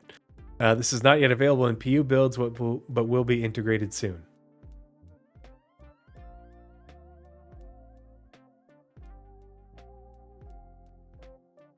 Pardon me. AI Tech. The AI Tech team progressed with cross-navigation volume pathfinding. Previously, this used a heuristic approach to predict when navigation volumes would be used for pathfinding, following multiple pathfinding steps, with one for each navigation volume. However, they now use a single pathfinder step through all navigation volumes to guarantee the shortest path. Navigation links will be temporarily disabled after fail use to prevent NPCs from repeatedly trying to use them, which would result in them getting stuck. So, to me, I'm pretty sure this is talking about when they're talking about navigation volumes, they're talking about transitioning from one room to another, from a building to an open space that uses the navigation mesh generation system, and then back into a building, transitioning from the interior of a ship down a ramp onto the navigation mesh of the surface of a planet or moon, and then into a building interior, out of an elevator from one room in a station into another room, all these sorts of things. Connecting these things together and allowing the pathfinding to work so that NPCs can move about locations in a logical fashion. They're not confined to the sort of zone that they started in. But also this will work for as part of the work that it goes towards fixing spawn closets, NPCs spawning via elevators or doors, and them the navigation, those things getting broken so that they don't get stuck in the elevator, and then it essentially restarts it, so they don't get stuck in the elevator, they don't get stuck in the door, the open door. How many times have you run into that, where the door opens and the NPCs are either standing there, they might start shooting, they might not even react because they don't even seem to know the door is open. Or I've had some of them not even be able to walk out, but they recognize that the door is open, but they can't walk out, and then they just start shooting, and they'll even run in place. So they know that these are issues. They know that the NPCs, when they block these, NPCs on trams, same thing. NPCs, this is part of not only the combat behaviors, but NPCs doing the whole life cycle thing that they talked about. Moving about a landing zone or a space station, riding the elevators and the trams, going to work, going to home, going out to lunch. That's what all of this is.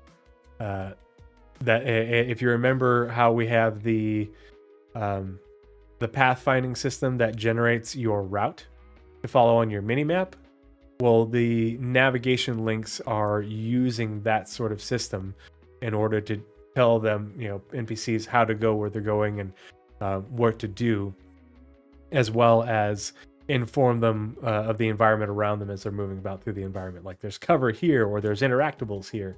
I'm going to work, and then once I get to this point, now I can start using these interactables to repair this or that, or inspect this or that, or all those different usable behaviors. General improvements to ship AI behaviors were made, including when the AI is within a defend area but the target falls outside of it. In this case, the AI will actively find a position in range to target them. So they might leave the defend area for a point and then return back. We've seen that in games for ages. The team also polished the punish idle behavior. Instead of statically circling the target, the AI will perform more maneuvers, particularly when targeted. In addition, bug fixes were done for NPCs flying in formations and following at distance, while detailed investigations were made into the current state of AI ship combat. Following this, the team improved AI ship combat tactic commitments for the strafer and jouster behaviors. In my experience doing the combat missions that came out around Invictus Launch Week, the in space ones, the combat AIs for ships and their flight has been noticeably better this year and starting last year too. Pardon me. Because this is stuff that has been made it over from Squadron 42. What we need them to improve on, and we won't see until they bring the new flight model over from Squadron 42, is NPCs flying in atmosphere. When I was streaming the other night and playing the Hathor location, I watched multiple NPCs flying those prospectors that are all over the Hathor locations.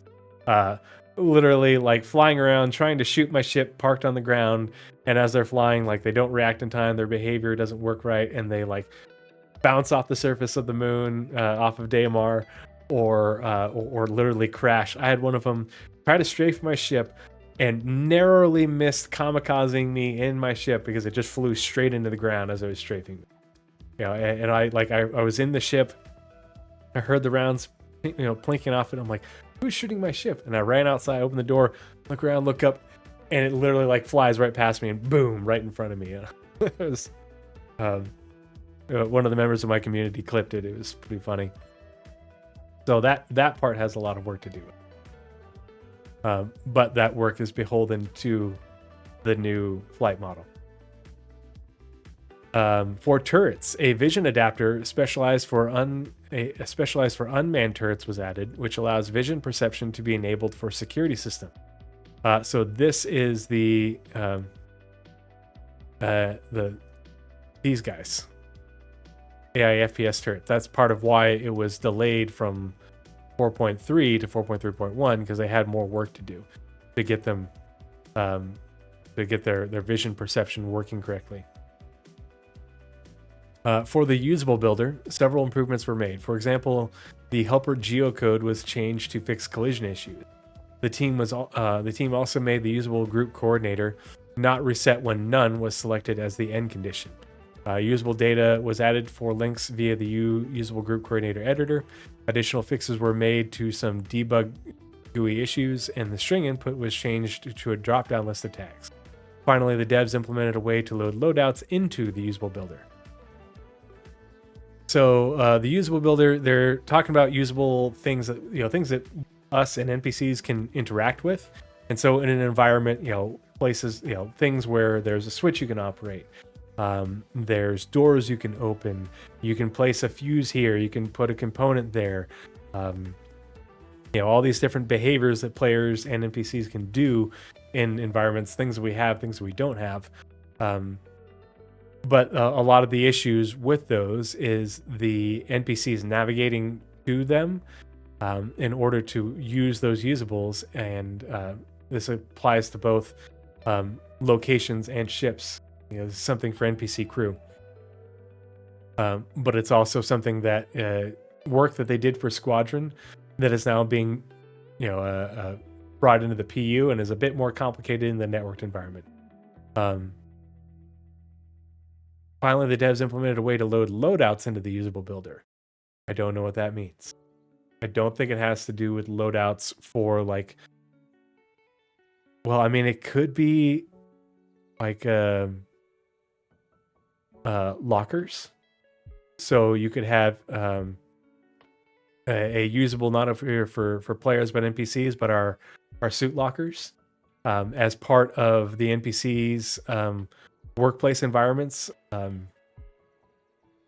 Going to a usable and interacting with the suit locker or something else in order to grab that loadout and then proceed off to do what they're doing or return back and put it away.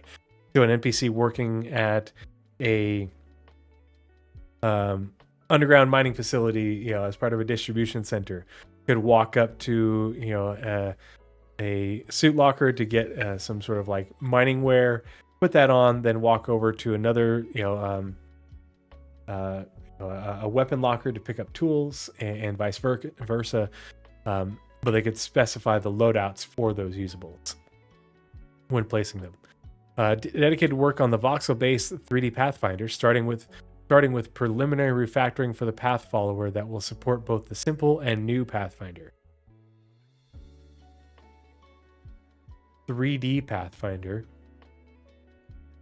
Oh, so this is something they were talking about recently. This is part of NPC AI ship navigation, flying their ships around particularly asteroid fields or space stations. So that way they do appropriate pathfinding to get to where they're going. But also this is something that they say will the same system will be used for NPCs using EVA. So like eventually the derelict portions of the space stations and such in Pyro, where there is meant to be no gravity. Not only will we have to navigate those in 0G, but the NPCs will.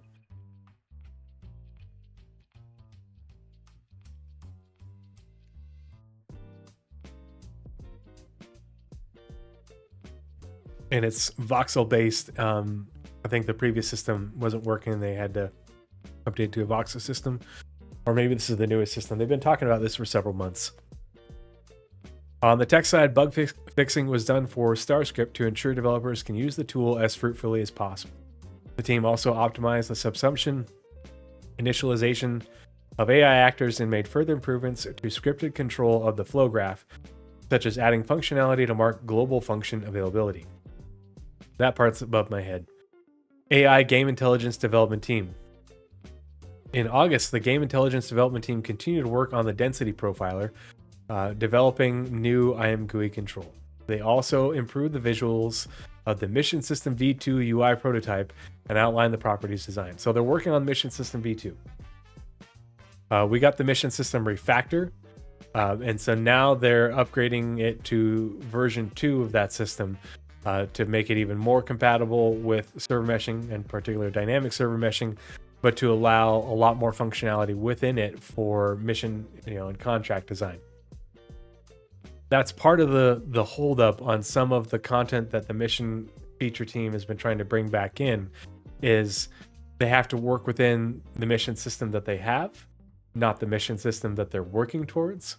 And so it still has limitations. And so some things they aren't bringing back in simply because they want to do more complex and more interesting missions with more, with a greater feature set that they don't have right now. So we'll get more basic content brought back into the game, but the more expanded content is going to continue to wait until further development of this.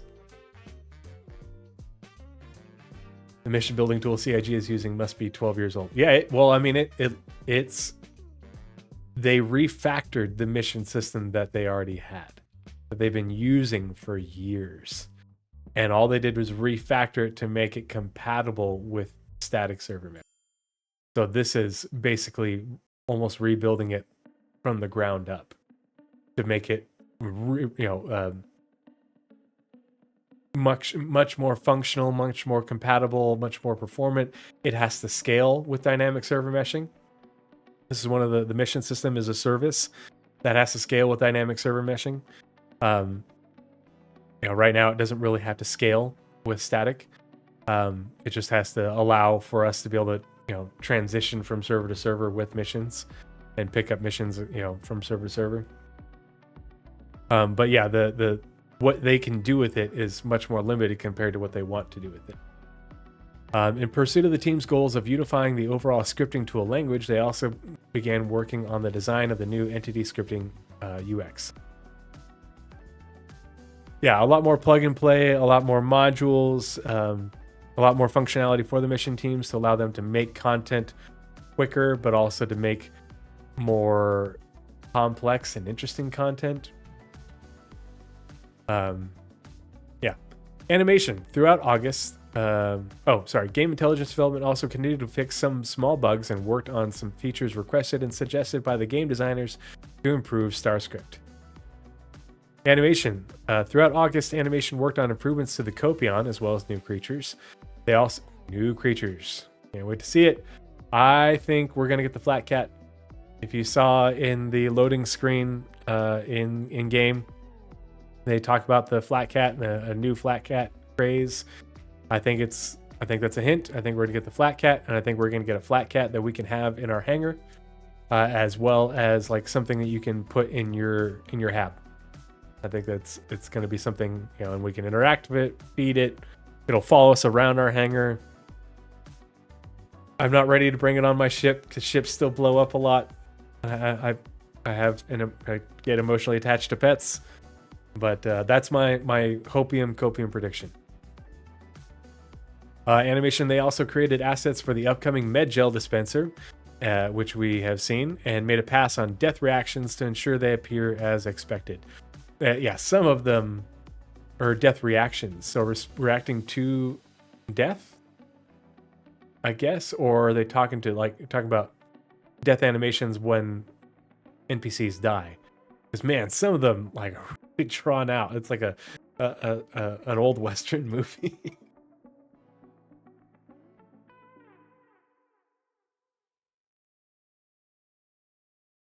Facial animation worked alongside mocap and narrative to capture additional content for releases coming soon and into early next year. They also worked through previously captured dialogue that will soon be available in-game, including for brand new mission givers and additional lines for Amelia Boyd. Amelia Boyd is the head of Citizens for Prosperity, if I remember correctly. New mission givers. Looking forward to hearing that. I love the new mission givers in that, with the comms calls. I think it's a really great feature. I can't wait to have that for basically all the missions. I feel like even the generic missions should have a generic dispatch. Aether Drift says, I like those reactions. They should keep them in. Yeah. I mean, they're funny, but they just seem a little bit overdone. And like when an NPC has this long drawn out death animation right in front of you, is when you're in the middle of a firefight. It's like, okay, can I press like a button to kick him in the chest and knock him down, at least get him out of my way? Because I got shot multiple times because I could see the NPCs, but the NPCs could still see me, and they were shooting me through him. In addition, they continue to support the narrative team with SSN news flash reports that will be visible in-game during timed events. I can't wait to see even more of these. And they had a new Congress now in the jump point for this last month. They haven't done one of those in ages, and I hope we get those playing out, like C-SPAN, on different, TV monitors across the verse, so you can hear these conversations, because that will make the lore feel more alive and more impactful, rather than like reading it is all well and good, but if it's not in the game, people will stop and listen and be like, wait, what? Or at least some people will just keep on running by and they'll be clueless, but a lot more people will take note. The dead NPCs should block shots, and it would be really cool if you could pick one up and like walk with it, and like shoot around it. That'd be really cool.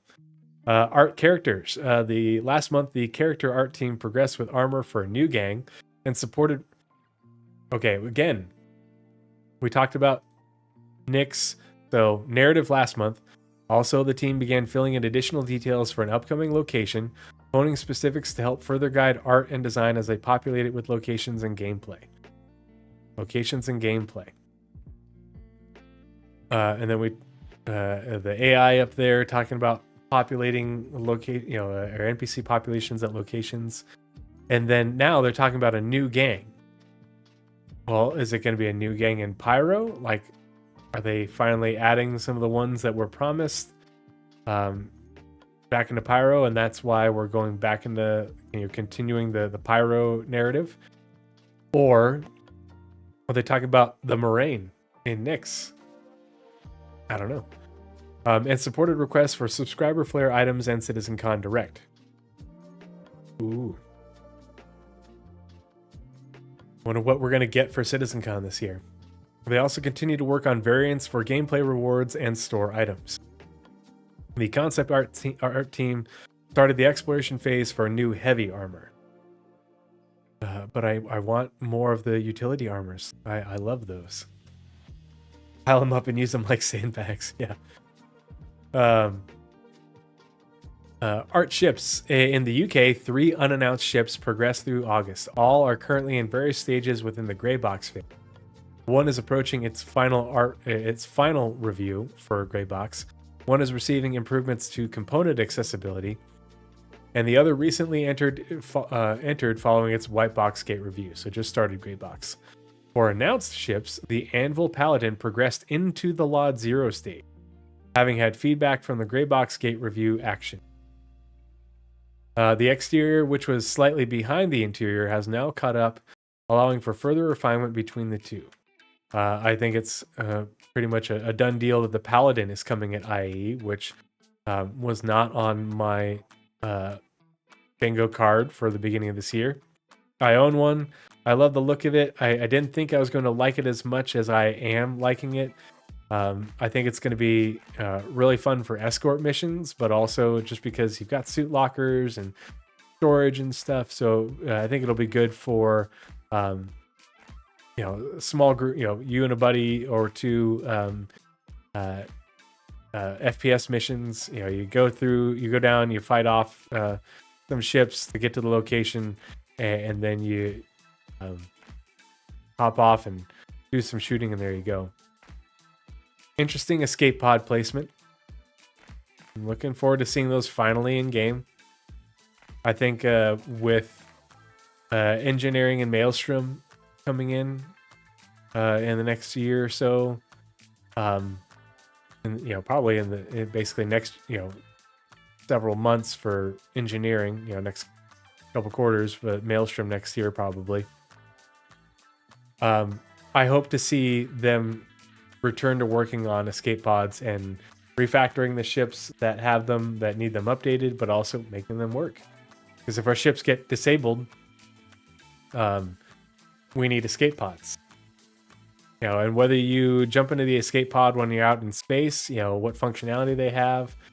I think it'd be really cool that, like, when I was dogfighting on Daymar the other night against those stupid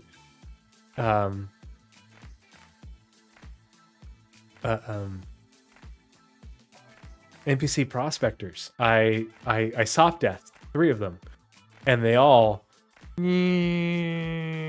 took a while to crash. Well, now imagine you soft death a ship in an atmosphere, and you're decently up in the atmosphere, thousands of feet, and you soft death a ship.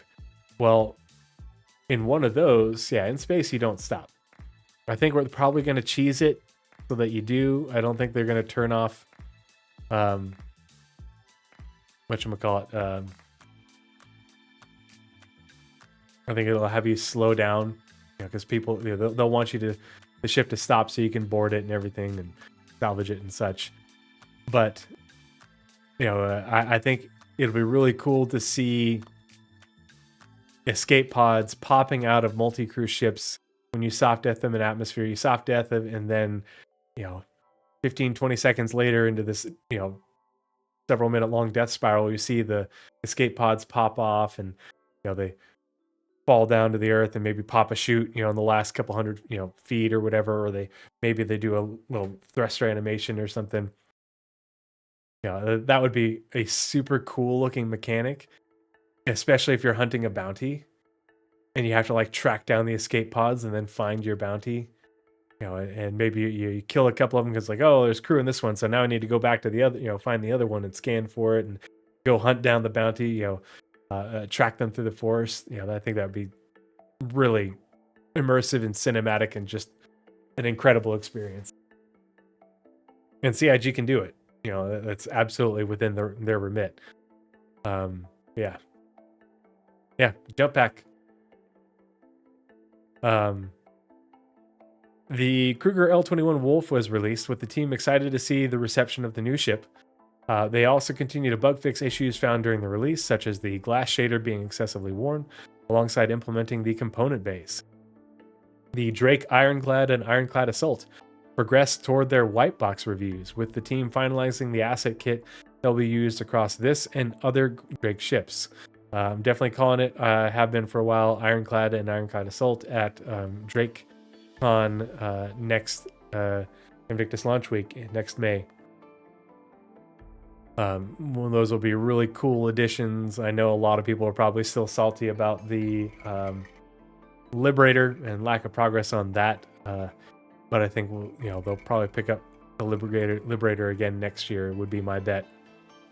But the Ironclads are super cool, and with those coming at DrakeCon, I'm pretty sure that, like we talked about, they're continuing work on the Kraken, and Kraken at next IAE,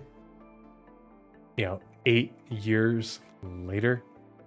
I think it'll be incredible to finally see the Kraken in the verse. I might have to pull it out of buybacks. Don't tell my wife.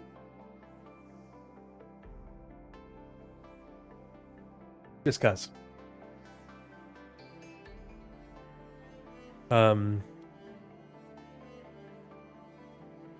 Across this and other Drake ships. Obviously the Kraken. I wonder what else. Because I don't think we have any Drake concepts in the backlog. Other than obviously the Kraken, but that's in production. Correct me if I'm wrong. Pretty sure. Work on the RSI Aurora. Don't worry, mum's the word. Yeah. Mouth shut. No one likes a narc. Don't get me. If you get me in trouble, you're not allowed on my Kraken.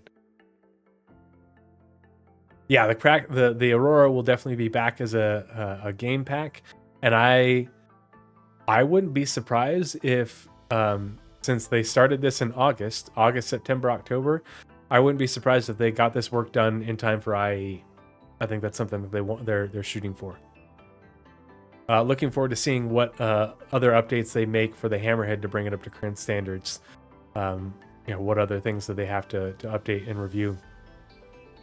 These will be really cool to watch when they finally make it into a patch with the 5-star in his shadow patch notes. Shout out to the 5-star. So yeah, work on the RSI Aurora and Aegis Hammerhead kicked off to bring them up to current standards and focusing first on their cockpit and dashboard views, as well as physicalizing components. So focusing first, I hope they keep us updated on this work because I'd like to learn more about it. The MISC Hull B entered pre-production following the approval of its updated concept. Please, CIG, tell us about this updated concept. Don't wait. We players want to know. And this is something that I expect to move quickly through production. With the library that they have for MISC, for the different ships that they have, I think that the Hull B is something that they can move through pretty quickly through production. Like, sorry, ads.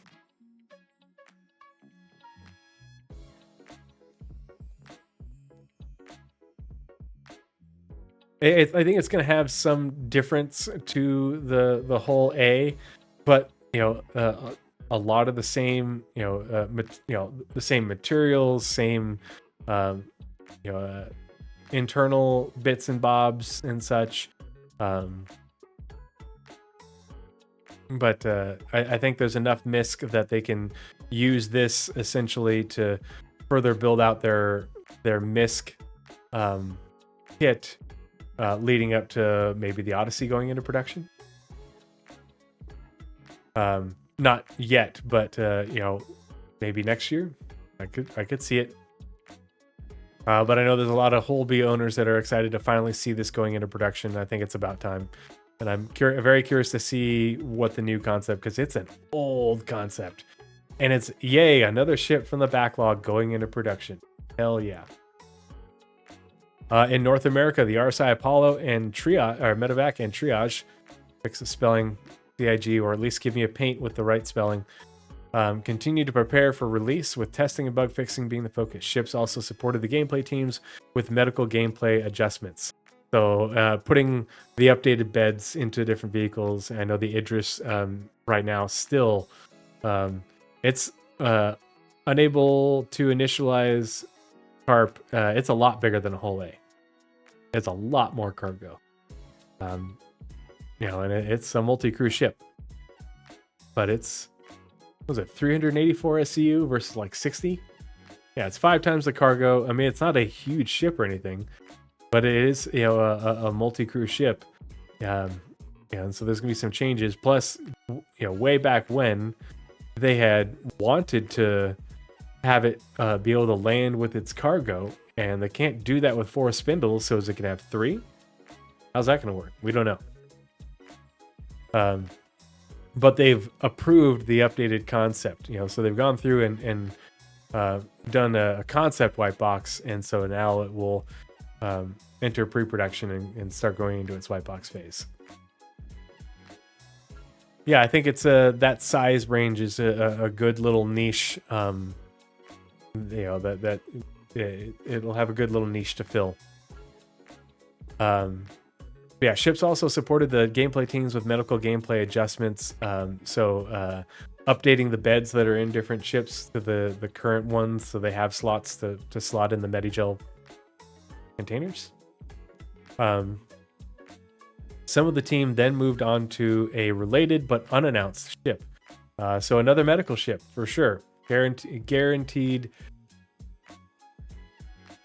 I hope it's not just another ship with med beds. I hope it's got something more to it, especially with them announcing that like they left room for the drones, and if when drones come in, they feel like it fits, then they can put them in there. But if they, like if John Crew doesn't feel like drones fit into medical gameplay, and I'm like, it wasn't ever part of medical gameplay. It was part of rescuing the person who needed the medical gameplay. I don't see how that doesn't fit. But, unless they're going to add a tractor beam to it and allow you to, tractor it into a little cargo grid that comes down from the drone opening, I don't know what else they want. Because otherwise, if like the drones were shown picking up someone who's EVA'd out of their wreck ship and bringing them back, well, okay, and they talk about tractor beams. All right, well, if the ship doesn't have a tractor beam, then that means you have to EVA to go get them, and that takes a lot longer. I mean, hover gurneys are going to be a thing, but that doesn't. The drone worked how a drone was. You identify the target and you tell the drone, go fly over there and pick them up, and it brings them back. A hover gurney is something you have to push. It was a rescue device. And so if tractor beams, are the way, and it doesn't have a ship tractor beam, then they expect us to use player tractor beams, which means they want us to EVA. That's a much more risky proposition out in space, or even on the planet in a combat environment, which the medevac has the extra armor and all that for. So it's like, it's not that statement doesn't fit. And so I was a bit miffed when John Crew said that. You sold the ship with it. You better have a valid reason to not put it in. Part of the concept. Tough shit. Like, yeah. EVA push-pull is still coming. That's just something that they haven't brought into the game yet. But it's still coming. We don't have like limited EVA fuel yet. And so we have EVA tier 2, but we don't have 0G push-pull or use of EVA thruster fuel. And obviously, like, for PU environments, there's going to have to be some work to mock them up to make sure they're compatible with push or EVA push pull and traversal. But yeah, I'm always eager for more medical ships. I hope we get good information about medical updates this month. I'm going to be selfish. I hope it's what I want to hear.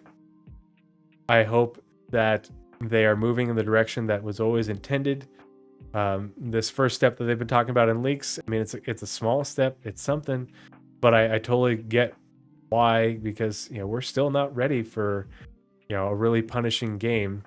but I don't think we're far off from being able to make things a bit more challenging and punishing. The RSI Perseus prepared for its Lot Zero gate review, with additional lighting and detail passes being done across both the interior and exterior. So this is finishing Lot Zero before moving into the different LODs in preparation for its release. So maybe CitizenCon, if not CitizenCon, IAE for sure. It just depends on how quickly they can move through the rest of the levels of detail. They showed us an elevator shaft within the Perseus.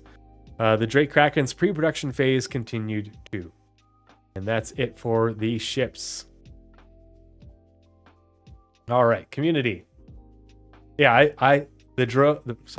the Vulcan is my favorite ship not in game, and when it's in game, I think it's probably going to be one of my favorite ships because I think that gameplay is just too much fun. I've always loved playing the support role in different types of games. I've enjoyed playing as a Logi player in things like Foxhole and other games, and I feel like that's what the Vulcan is really great for. I think using drones is a fun mechanic. Pardon me.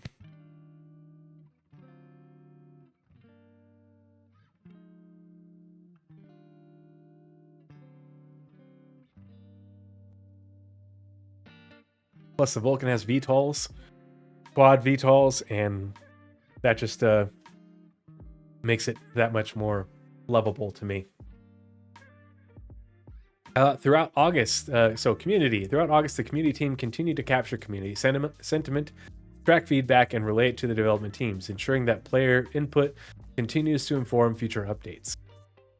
The team also carried on with their evergreen publishing tasks, including This Week in Star Citizen, the Roadmap Update and Roundup, the Arena Commander Schedule Update, and monthly reports like this one. Alongside this, the team delivered a steady flow of content and communications across channels, highlighting important beats and spotlight community-driven moments. This included preparing messaging for development updates, amplifying announcements, supporting player-organized events both online and in real life, and keeping the community informed and connected.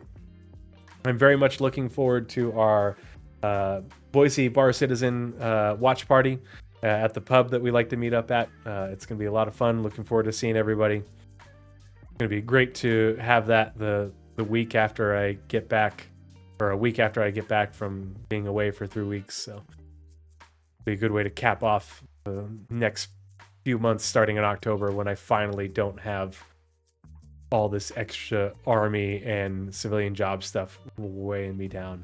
It's been a suck fest for months, and I'm ready for it to be done. Done with this month. This month is the last of the big events that I have to get through. not done with life or anything. A primary focus last month involved ongoing work on upcoming improvements to Spectrum and other web tools.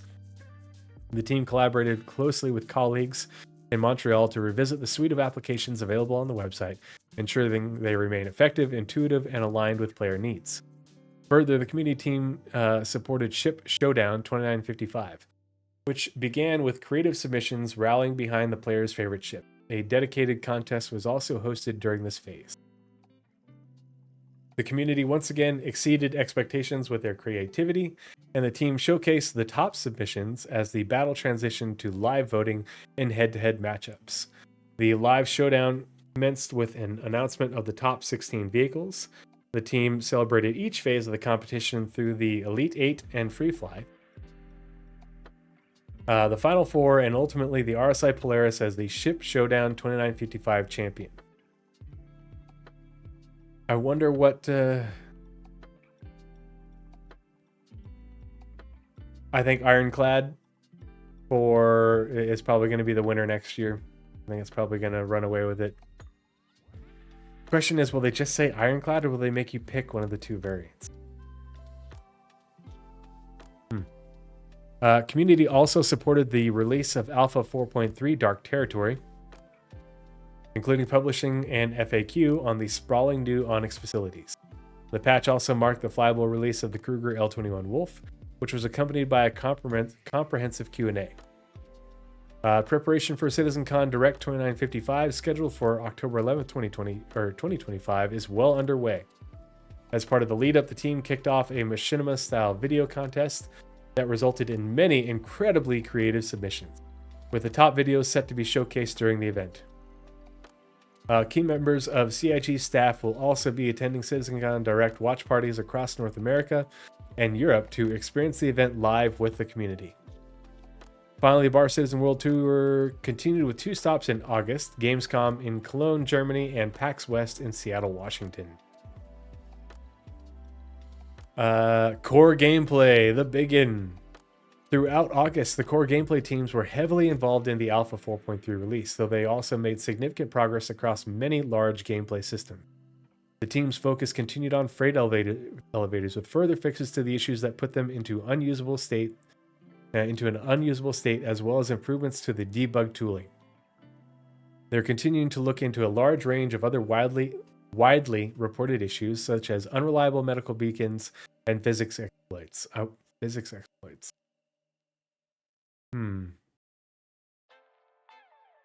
I don't know what physics exploits they're referring to. I haven't heard mention of that.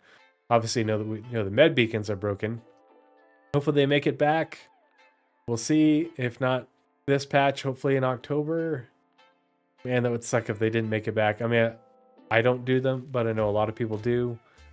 I think with the changes to respawn and med beds, we might see more people doing med beacons. Not a lot more, but some. I haven't had any issues with freight elevators in 4.3 so far. So I've had some pretty good luck, other than actually issues I wasn't having in 4.2.1 in freight elevators in my in station hangars. But it's always been like one in one side of the hangar didn't work, and then I just ended up using the other one in the hangar, and it was just a little inconvenient. Improvements to medical ship functionality are in progress, including the addition of MedGel, which will be required to allow respawning. This will further differentiate the utility of the various medical vehicles in game. These improvements also prompted some general improvements to the respawn flow. So we're seeing some of this already. Earmuffs, if you don't want leaks. So MedGel is you have to have MedGel in your med bed to respawn. A tier 2 and tier 1 med bed can hold essentially 2 of the little MedGel boxes, so you can get 2 respawns out of it. A tier 3 bed can only hold 1. Each one costs 100k, so it's not cheap. Yeah, no more free lunch. Let's see. Hold on, let's see if I can find the...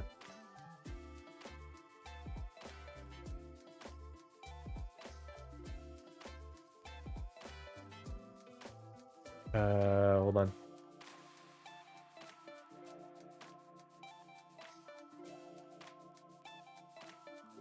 MedGel is used in restoring injuries, so it does get consumed when restoring injuries. And I think it uses half as much right now, but again, that's like, yeah. So at the moment, it uses 1 million of the MedGel, which is 1 crate to respawn, and it uses half that per injury to heal an injury. But again, this is like the first patch, so we're gonna get more. Those numbers are not set in stone. Yeah, I'm sure that was always the plan. Just seeing that, tier 3 med beds can only hold 1. Like, oh, really? You're just going to regen over and over again when your bed can only hold 1? Now, granted, you can buy a whole bunch of them, but at 100k a pop, regen, like, I don't know what else people need to hear, but regen is meant to be expensive. They've said it multiple times. Like, CIG has talked about this. This is why you need to read the lore and understand what CIG puts out.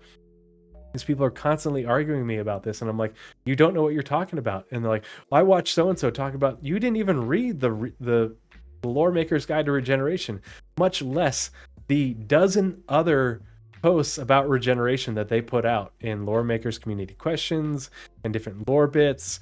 Not to mention the stuff leading up to regen before it was even called that. Like, they were developing the system for a couple years before that, before it was released and had a name. They knew what they wanted to do. They always talked about it being expensive, having side effects. Like, I don't know what else I can do to spell it out to folks. I've got all the citations, all the links. I've covered it in multiple podcasts. I'm still hoping for that, The Prisoner. I think that we are going to get to that, but I don't think it's going to happen anytime soon. And I think Jared misspoke when he was talking about Richard Porter and saying that it was always intended for 2 or 3 beds to have respawn. And I think it was always intended for them to have respawn, initially, and then they'll walk back once we get to Death of a Spaceman. But if CIG implements what they have always said that they're working towards with medical gameplay, and having NPC rescue and all that sort of stuff, we simply do not need tier 3 beds to have regen. It just doesn't need to be there. Yeah, it's absolutely fine for now. I'm totally fine with it for now. I haven't died to actual gameplay in I don't know how long. But when we have NPCs doing rescue stuff, and you know what? We're gonna take a second, have a little sidebar, and I'm going to do a shameless plug, because some of you guys are dedicated members of the community and have been here for a while, and some of you are more new. But quick sidebar. I don't think tier 3 will always have respawn. I'm still very confident that it will go away. It's simply just a feature that is entirely unnecessary and makes no sense given what CIG have said and what they've been working toward. I don't know how else to explain it without taking hours to go through all the stuff I've gone through multiple times in the multiple podcasts I've covered. But the way CIG has explained it, we don't need it. To put it as simply as I can, you are not intended to die frequently, or at least not die where you require regen. It's supposed to be a rare event, and CIG has said point blank, they want your characters to be like ships in that your ships, they don't want your ships to explode often. They want your ships to be disabled. They want the same thing for characters. That's how they explain it. Not me, them. And that's why we don't need tier 3 regen, because if you're not dying often, but being downed and injured and being rescued by either NPCs or other players, then what do you need to regen for? The only time you'd be regenning is due to catastrophic death, which is what CIG intended. It's literally in the first paragraph of the Lore Maker's Guide to Regeneration. And that's how I know people haven't read it or read Death of a Spaceman, because it's part of Death of a Spaceman too. It was always intended that for you to be downed and you to be injured, and for 30th century medical tech to bring you back from essentially from death or the brink of death. And regen was only added to allow for catastrophic death. Your ship does go kablooey with you on board. You do crash into a star. Somebody does drop a size 10 bomb directly, warhead on your forehead and vaporizes you. That's what regen's for. If you are simply downed because you took too much damage, that's not what regen is for. That's what Richard Tyrer, the number 2 in the company, said is the first death, in that you can respawn, but you would respawn, you would either, when you would backspace from being downed, the game is meant to understand that you are choosing to essentially have NPCs come and rescue you and take you to a hospital. It's not meant to be regen. The only difference is the actor status system doesn't understand that there's supposed to be a difference because we have actor status tier 1. Yeah, it like I said, I have the links, I have the citations, I've covered it in podcasts before, but this is what the game needs in order to get rid of tier 3 regen. Is we need to have NPC rescue alongside player rescue. We need dynamic server meshing with thousands of players in a given planetary system, so that way response times are short with a new QT. But we also be able to just say, I don't want to wait for a player, or I don't want to deal with players, or there aren't enough players with high enough rep for me to trust them. So you just call NPCs, and then you select A to have them revive you on scene. You select B to have them heal you on scene in their medical ship, outside of the location that you're at, like a safe distance or whatever. Or C, you have them, you fade to black and you wake up as if they transported you just like any other ambulance to a hospital, and you wake up in the clinic of your choice, or hospital. That's it. You didn't regen. You didn't die. You just slipped into unconsciousness, and then NPCs came and got you, just like if you called me in real life. A real-life flight paramedic. I've been in EMS and as an EMT and paramedic and flight paramedic for 20 years. Hundreds and hundreds and hundreds of times, my patients have been unconscious and then later woke up in the hospital. Thousands of times. That's primarily what I do. Most of my patients are unconscious these days. They are downed, but not dead. I think I'm up to like 13 code saves where people were literally clinically dead, and I brought them back to life. 2 of them trauma codes, where they were shot a lot. But people are like, oh, well, if I'm downed and everything, or I get shot with this weapon in the 30th century, I should just be dead. No, that's not what Death of a Spaceman is about. That's not what regen is about. Go read the things. Listen to my podcast. Read the links that are in the show notes. I'm sorry. I'm right. You are wrong if you disagree with me. I'm going to be arrogant about it, because I have the receipts and no one else does. But watch the video on my page, NPC trauma teams. I concepted search and rescue missions. Let's see, medical podcast. I did a podcast on this one. I did a scanner anomaly on medical gameplay here. Future of medical gameplay. I've talked about, I did a react to that thing. I have lots of content about medical gameplay, and then I even did a big old regeneration explanation, covering everything about Death of a Spaceman and regeneration with all the citations. The proof is in the pudding.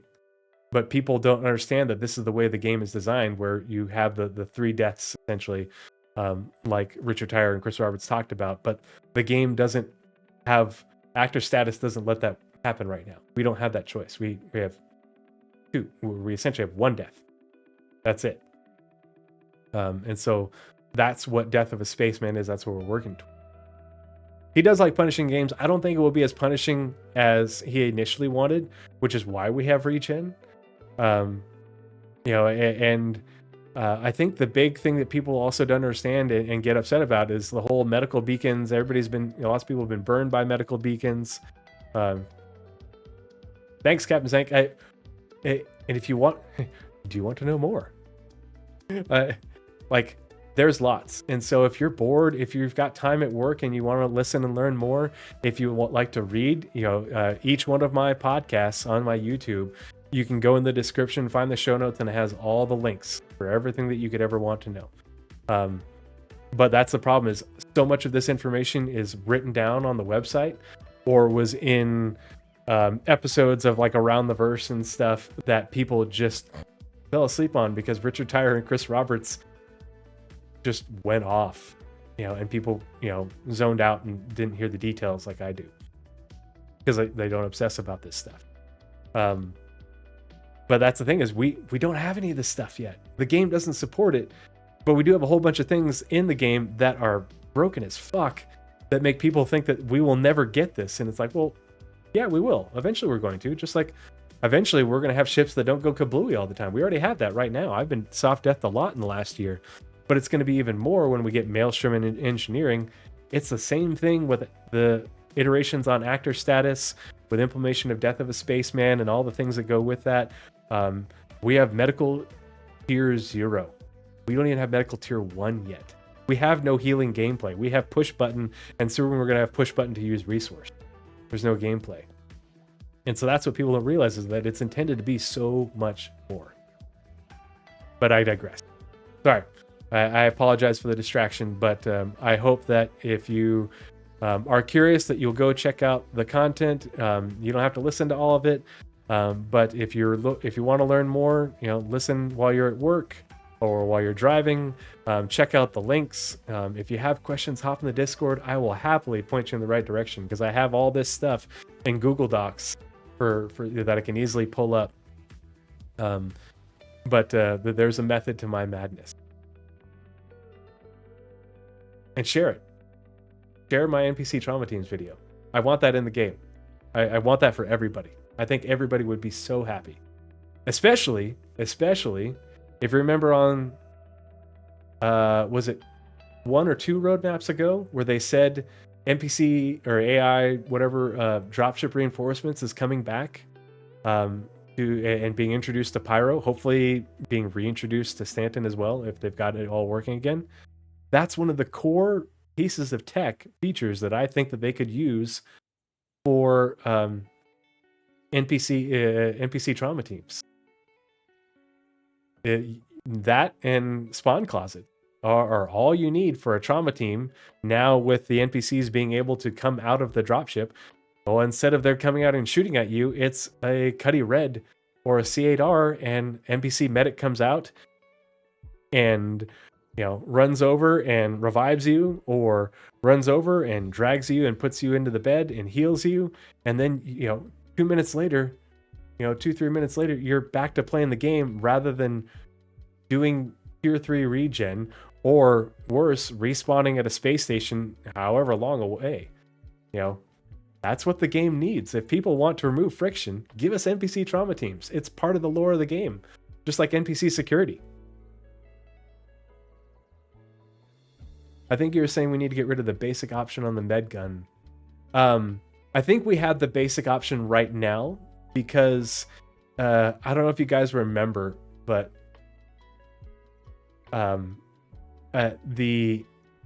they've talked about, like, oh gosh, this was CitizenCon like 4 years ago, maybe 5, but they showed like a medical armor. And I think that one of the things that they are going to need is, as part of differentiation between different professions, is your profession armor. If you're wearing a medic specific armor, or medic specific helmet even, that it allows you to do more scanning, get more information. So it's not just having the gun, it's wearing the armor, and that is what allows you to get more dosing information, essentially. Think of it like mining, where you have that, like, you get a zone to work in, and you're aiming for green. If you have the med gun, it's this big, and you have to hit this sort of narrow band to get the therapeutic effect. But if you've got a med gun and like the helmet and maybe the armor or something like that, I don't know how you want to work it, maybe it's this big, and it's a lot easier for you to hit the appropriate dosage, but it also makes it so that way your blood drug level goes up less. Gamifying what I do in real life. Totally gamified, easy for everybody to understand. It's a green bar. You have to get the arrow into the green bar, but if you have the right equipment, it's easier and more effective. Which is the exact same thing that I do using clinical gestalt and reading a patient's chart and understanding their medical history in their labs. But now it's the 30th century, and I can just, use my helmet scanner, or medgun scanner to do it. Is game. It works. Yeah, Kemp is like, many people judge the game for what it is right now, and I imagine CA gets frustrated because we don't understand the whole picture as so much is yet to be delivered. And they've tried so hard to tell us, and so many people just, in one ear out the other, and they don't listen. and then they wonder why they're so frustrated. And it's like, you just have to. Where is it? Hold on. I've got a thing for this. Do I have to? No, it's.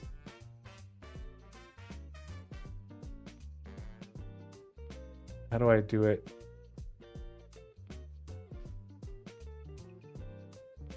How do I do the... I gotta do my...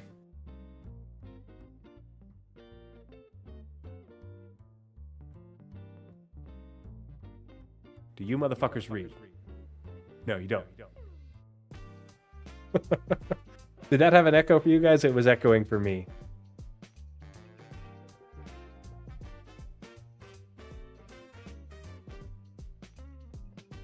Yeah, well, and Risky Biscuits, I think you're right. I think for a long time, CIG didn't have a good plan. They had a very high-level view, and that was part of the problem. Is they had big plans, and when it came to execute on those plans, they didn't have enough details to execute on those, and it has caused things to change. Not a lot, the overall goals have stayed the same, and they're working towards those things, but it has caused animosity.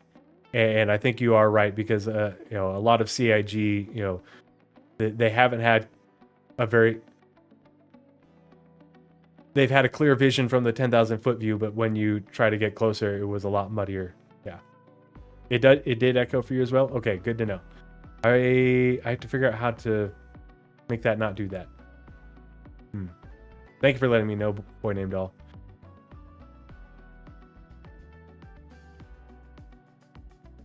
Yeah, lots of challenges with execution in terms of the goals of the game. But the problem is a lot of players didn't even make the effort to understand the goals. And I mean, to be fair, when you've got this much long a production of people coming in at different times, it's a lot of fucking information to take in. But that's part of keeping an open mind. And it's that Dunning-Kruger effect, and people think that they're way up here when they're way actually down here in the pit of knowledge despair, and people don't recognize that. Just today, somebody was arguing with me in Space Tomatoes chat regarding this medical stuff, and I was like, that's not going to be an issue with dynamic server meshing.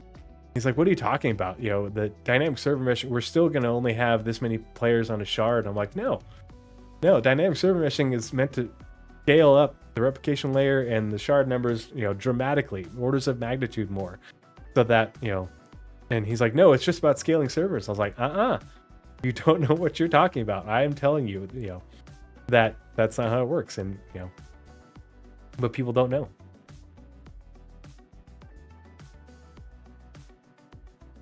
Yeah. I still think that's probably a possibility.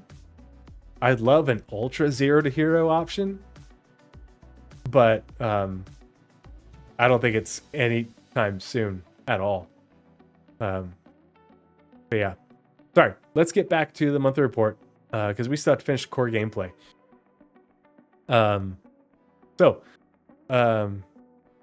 tangent. Apologies, but I hope you guys appreciated it, and we'll if you're looking for answers about medical and regen, I'm always happy to help.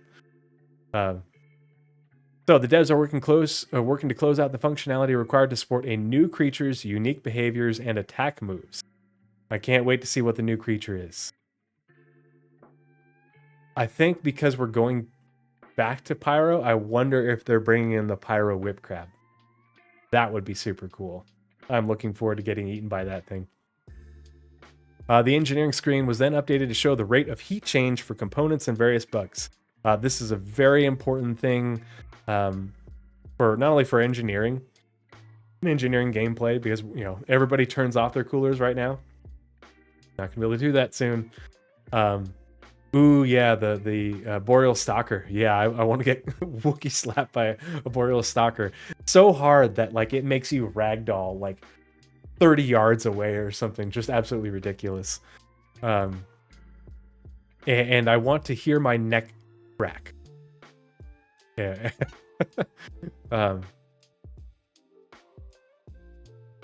Yeah, I hear your Risky Biscuits. Same here. That's how they got me. I found out about the Kickstarter literally a week after it ended.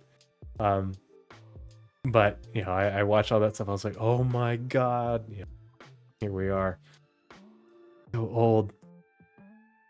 The engineering screen. But the showing heat change, that's going to be really important, and they've been talking about it in recent monthly reports for thrusters and for VTOLs as part of the new flight model, the atmospheric part. For item recovery, the team added the ability to disable components for ships that have been claimed.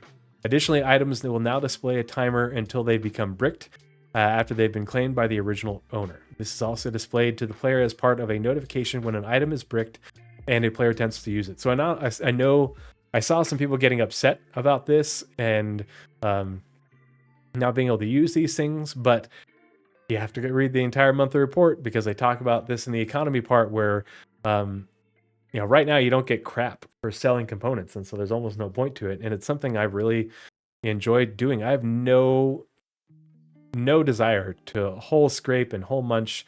Like, that's not interesting to me. But EVAing and wreck diving to recover components and then sell them, I think is super cool.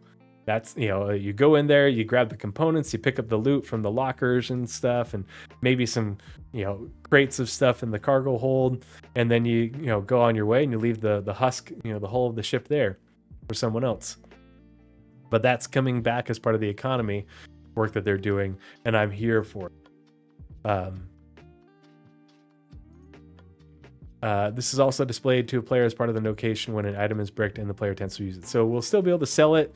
You just won't be able to use it after a certain period of time, but at least things will be better balanced in terms of making it worth your while for salvaging these things. Yeah, it's not meant to be a space flight sim so much as it's meant to be a life in space sim. Yeah. For crafting, the team implemented an offline version of the blueprint service, which is used as a stand-in to support the player-bound blueprint library until the actual service starts development, which it already has. They talk about that later in the monthly report. They also finished it's just not at a point where they can use it for crafting work. They also finished the first playable prototype of crafting in a multiplayer environment. So they have crafting working, just not in a networked environment, and now they're getting it into the game and into working within a networked environment. So this is why when they talked about this at Con 42, why it's one of the things they want to get into tech preview, but it's behind engineering and radar and scanning in terms of what they think are the first three things to get into tech preview in terms of gameplay features. For control surfaces, improvements to the aerodynamic simulation were implemented, which should address jittering observed at low frame rates. Support for G limiter was added to the new atmospheric flight mode, and NPCs now using control surfaces when in atmosphere. And NPCs now fly using control surfaces when in atmosphere. If NPCs are using it, that means it's coming along very well. Because they don't want to, they can't implement it for players and not NPCs at the same time. Internally, the team integrated the necessary work from Squadron 42. So they are integrating the work from Squadron into the PU. This is what we have been waiting for. To conduct an internal playtest with various changes. So as part of the iteration that they've been doing with Squadron 42 and polishing, they're now taking that work and bring it into the main branch of the PU. So that's great. That's good. That's good progress. It's a good indicator. These in turn prompted additional tuning improvements and bug fixes. IFCS, so Intelligent Flight Control System, saw further support work for Maelstrom. Destroyed parts will now reduce thrust effectiveness, which also addresses a common exploit where non-critical ship parts are destroyed to improve acceleration. So you can't just shoot off different pieces of the ship to remove mass and then accelerate fast. This also helps. So basically, they're saying that by removing those things, you now have less effective thrust. I wonder how I don't know if I like that for space flight, because honestly, that shouldn't be how it is for space flight unless like a thruster falls off. But it does make some sense in atmospheric flight, affecting your drag profile and stuff. But does ordnance removal affect the flight path? Oh, like if you fire your missiles and torpedoes and stuff? I don't know. That's a good question. Yeah, like would you like see a change in your flight, after you dropped your bombs, that were on external pylons? This also helps design and better defining when a ship is considered inoperable when not fully destroyed. Gotcha. Cockpit dashboards will now support the ability to physically animate and vibrate based on various factors, adding another level of fidelity and realism. Examples of triggers include spaceships shooting their weapons or maneuvering at high angles of attack. Yeah,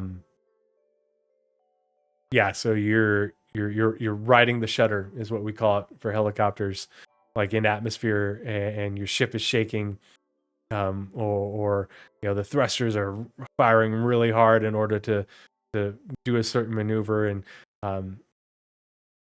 the dashboard vibrates and makes a noise, and that's pretty cool. You have your great big weapons, that are right next to the cockpit on your Ares, and it starts firing, and yeah.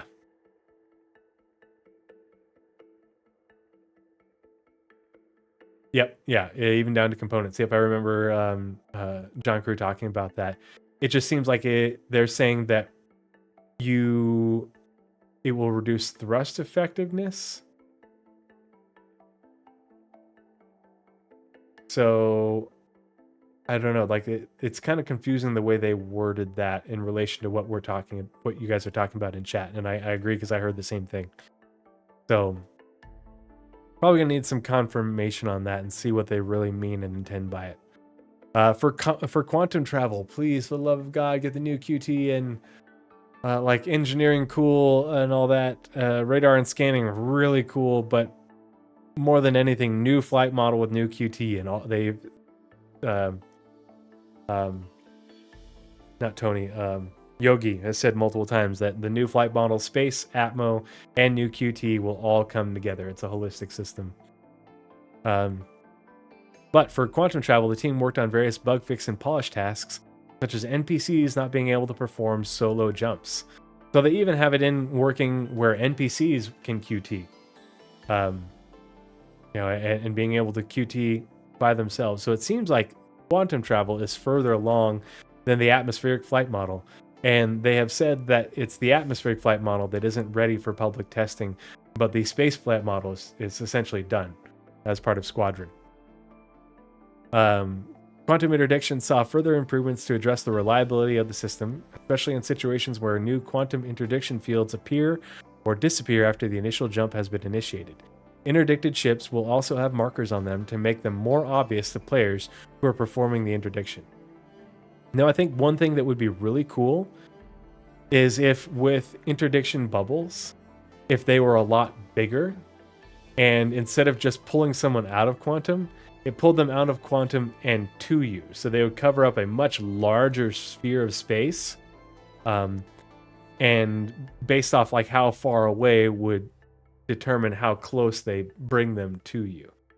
So if they're really far away, they'll still be far away, but the farther away they are, but if they're within the bubble, it basically brings them closer to you.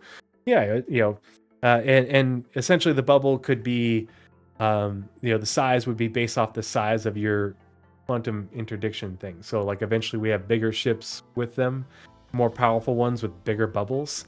But maybe you have a 100-kilometer bubble, or maybe thousands of kilometers, and it pulls you to within a couple 100 kilometers, and then you have to give chase.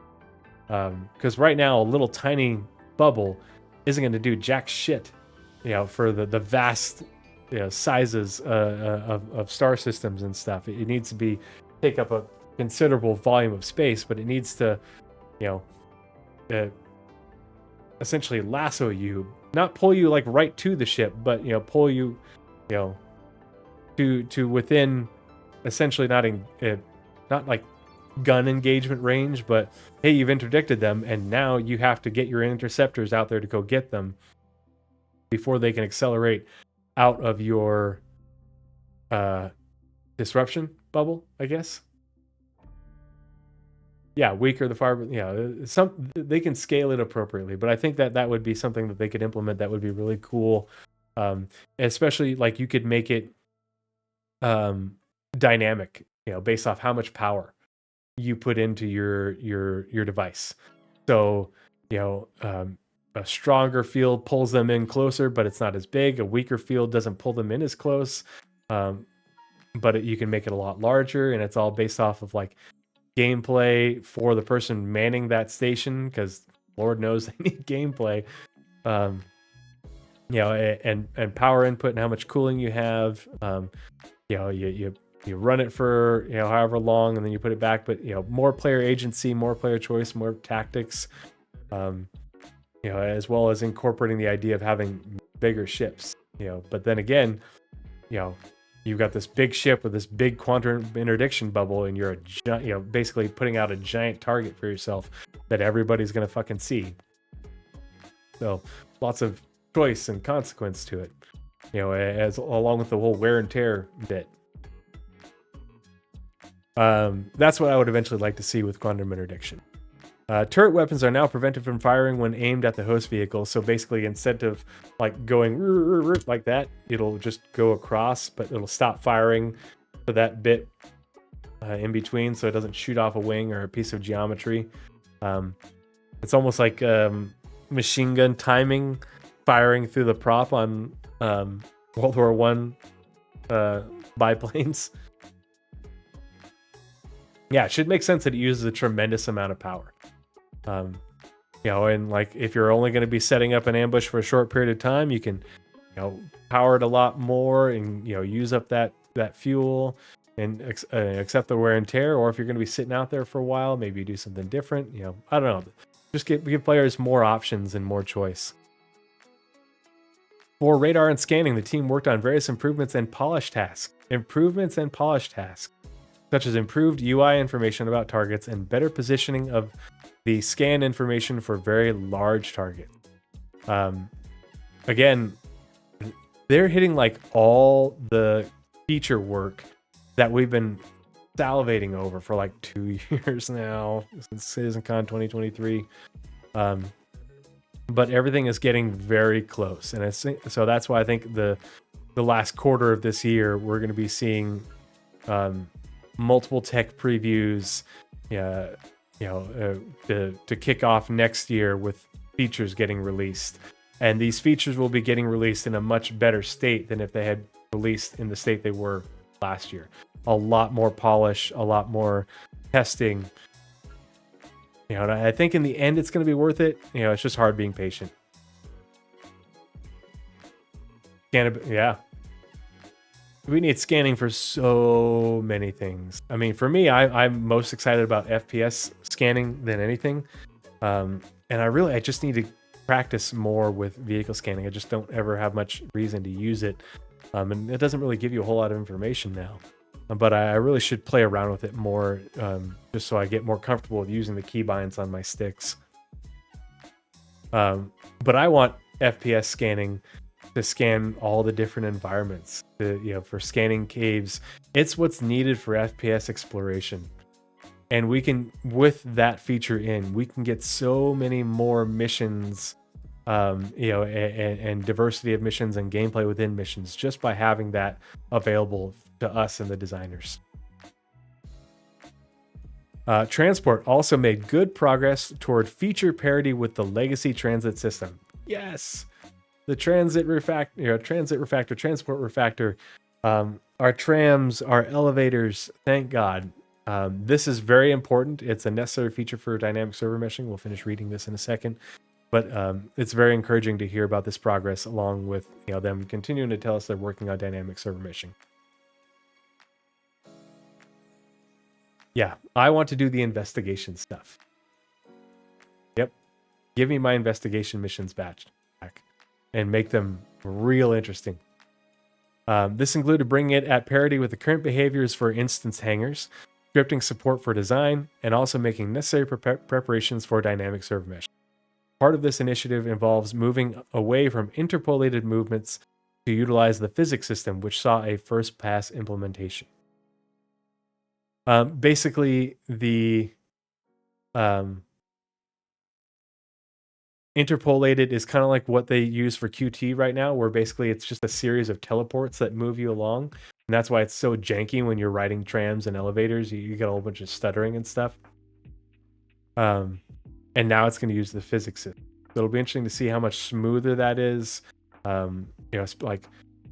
Not having the tram system, breaking through geometry all over the place.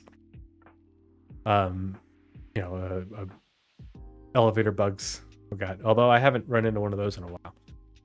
The inventory rework is progressing well too, with the team implementing proximity looting. I love that idea. That will be so helpful.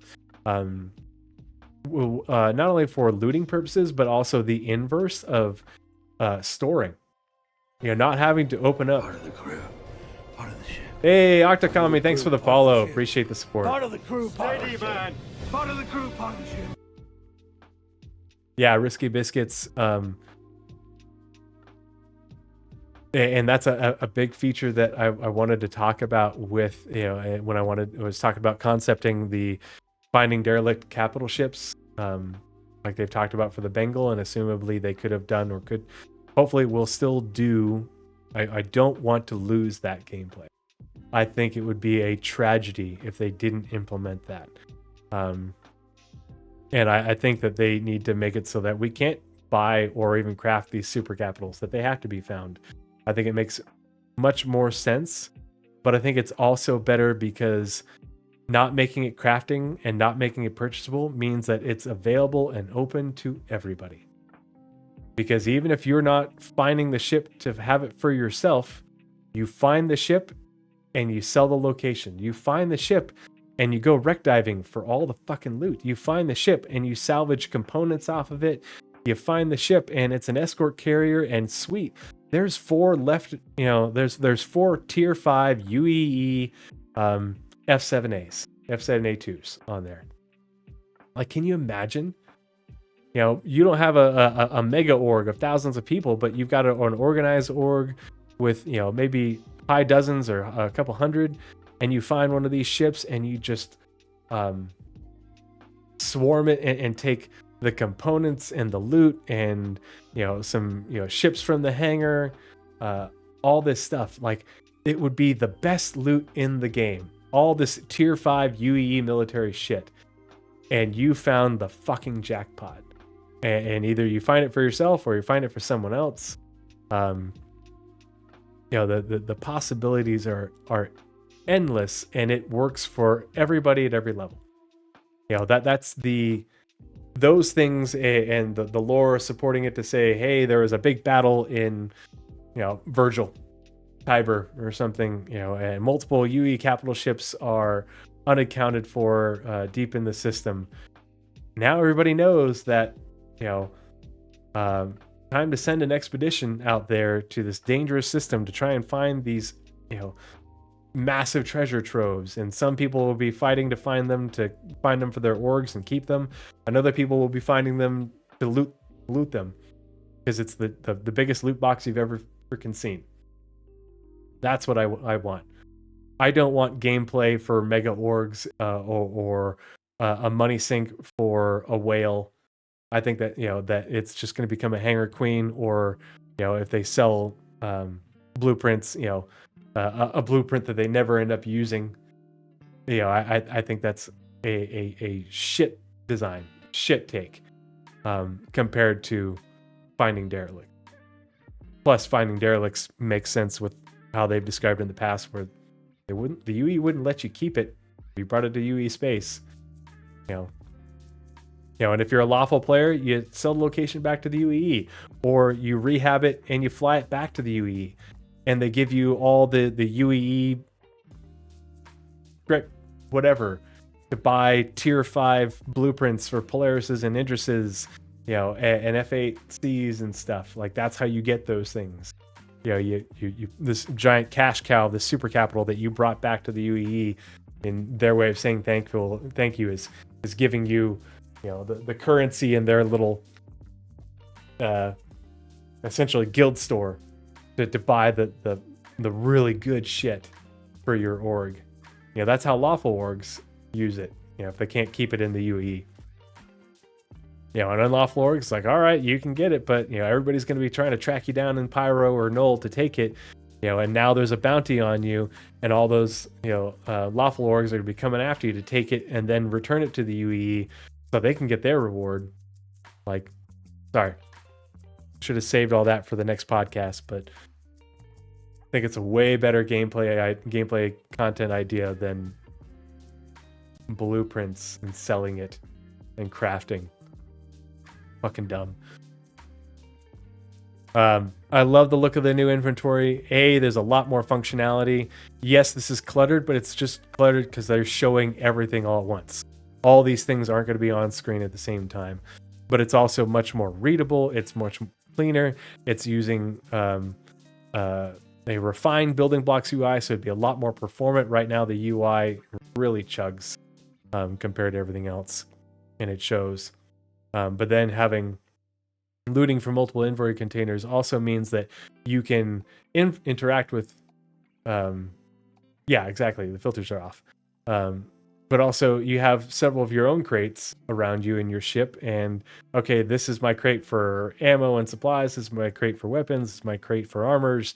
Makes it a lot easier to move things around rather than, okay, this one, and then next to this one, then this one, and so on.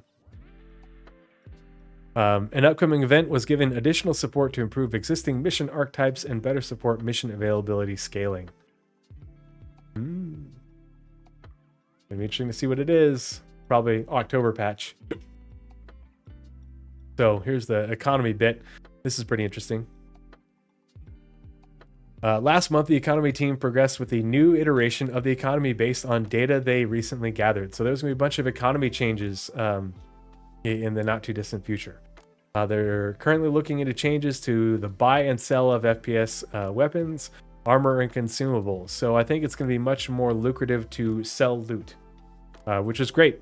So much stuff people don't even bother looting because it's not worth anything. And it doesn't do anything for you. But if you can sell it and sell it more easily, rather than having to go to a specific location to sell an armor or a weapon or whatever, because it's not in demand, I think it will be a much more viable thing. And it will also allow for them to differentiate mission payouts, because looting will be more worthwhile. They're also updating profit margins for salvage vehicles, including components, and the effort versus reward algorithm. Yes. Give me more reward for salvaging the components.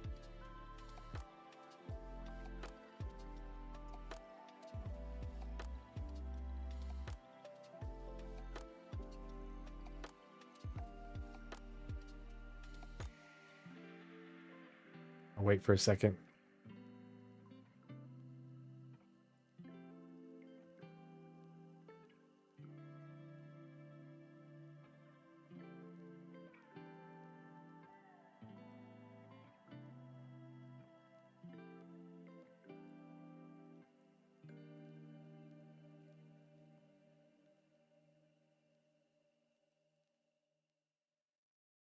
Okay, hopefully we're close enough to the ads being over.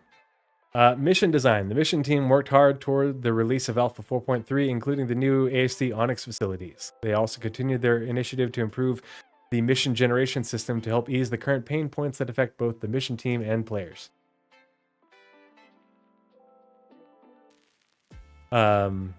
The work is ongoing, but it is very exciting already. The devs also continued their work to bring existing missions back to older locations, which is great. We're already seeing some of that in-game with location missions, taking you back to some of the outposts and derelict outposts and stuff that we didn't have after 4.0. And so we're going to have a lot more missions available to us, which will expand the pool of available locations for players and bring back various interesting encounters. Yay, more variety, because it got pretty thin after 4.0. Narrative. With the release of ASD's Onyx facilities, the narrative team... Hold on.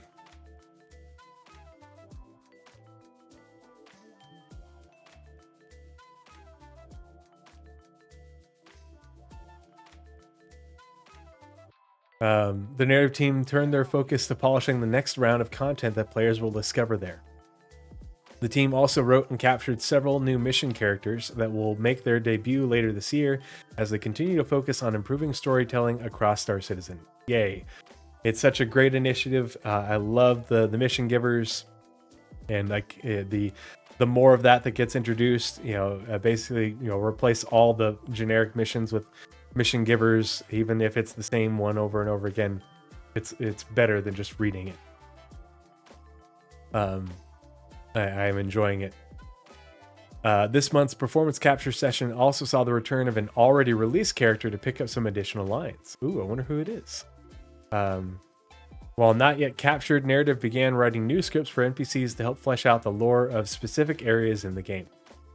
The hope is that they will continue to expand the collection of conversations that players can overhear across the verse. The team also continued to work on developing a new hostile faction, the Moraine in Nyx. Ooh. They'll be making its debut in a later patch, establishing its unique voice and supporting the branding and character art teams.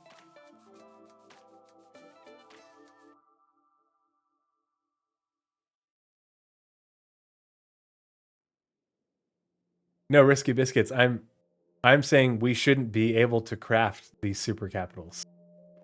There isn't any logic to RSI giving the intellectual property away for cruisers, escort carriers, battle cruisers, and fleet carriers to civilian entities to create their own. It makes no sense that we could buy them, because there wouldn't be a surplus of these ships that the UEE would be like, oh yeah, we're in this terrible war with the Vanduul where we're fighting for survival. But yeah, we've got these lying around in mothballs. So here, have one. And there's no amount of reputation that would ever make sense for a civilian organization to be able to wield the same power in terms of ship power as the UEE Navy. There's nothing about the UEE that says that that's a remotely logical idea. No, and I don't want to buy them either. We shouldn't be able to buy them. No buy, no craft, nothing for super capitals, cruisers, escort carriers, battle cruisers, Bengals. Yeah, they said, well, it was a Chris Roberts thing. He said that was his idea years ago, and I haven't been able to find the original video, but I've found multiple clips where other devs and Chris Roberts himself referenced it, the original, him hand wavy talking about it. And in multiple ones of those, the devs basically laughed and scoffed at the idea that the UEE would let us have them. They're like, no, that's ridiculous. Why on earth would the UEE let you have one of these? That's why it's so silly. This is a new devs idea, and it's devs who don't understand the UEE at all. Don't understand Star Citizen. They missed the orientation day where the narrative team explained how things work in the Star Citizen universe. And they're like, ooh, rule of cool. Let's get drunk on power and sell players cruisers and mega capitals that the UE Navy has.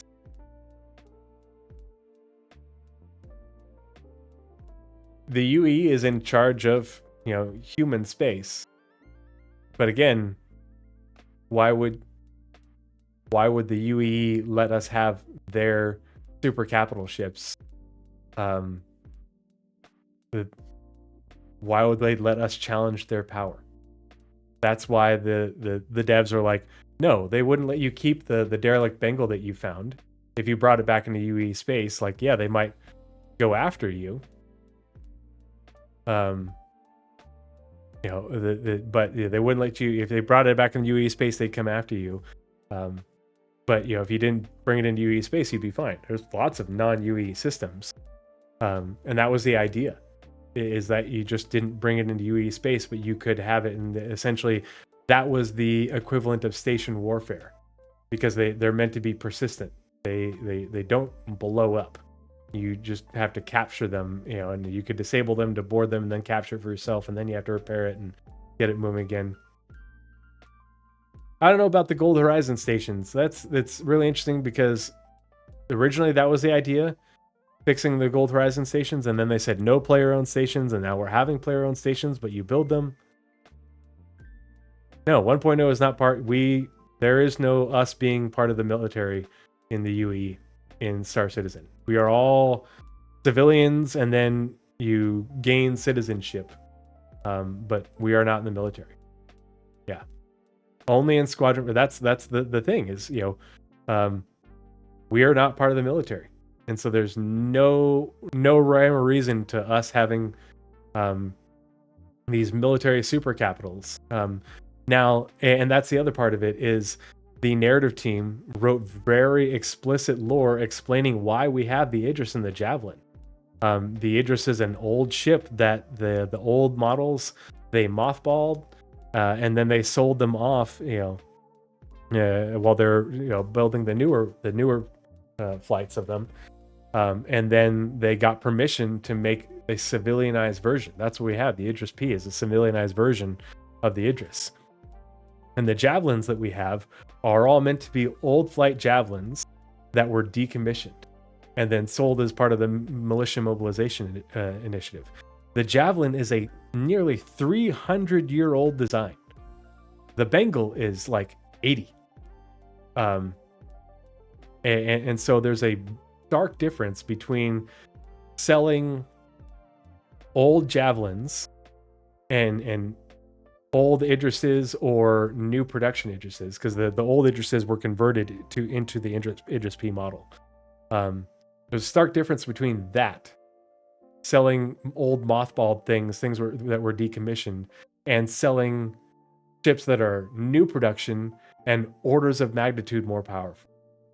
You can't challenge the UE in a Javelin, not effectively, because that's part of the balance. That if, well, you've got a Javelin and 3 Idrises and 6 Polarises, cool. Well, the UE just showed up with Admiral Bishop's whatever fleet that was, second fleet, with 2 cruisers, 2 escort carriers, a Bengal, who knows how many Idrises and Javelins. You know, that's the whole point, is the UE always has the bigger stick and more sticks.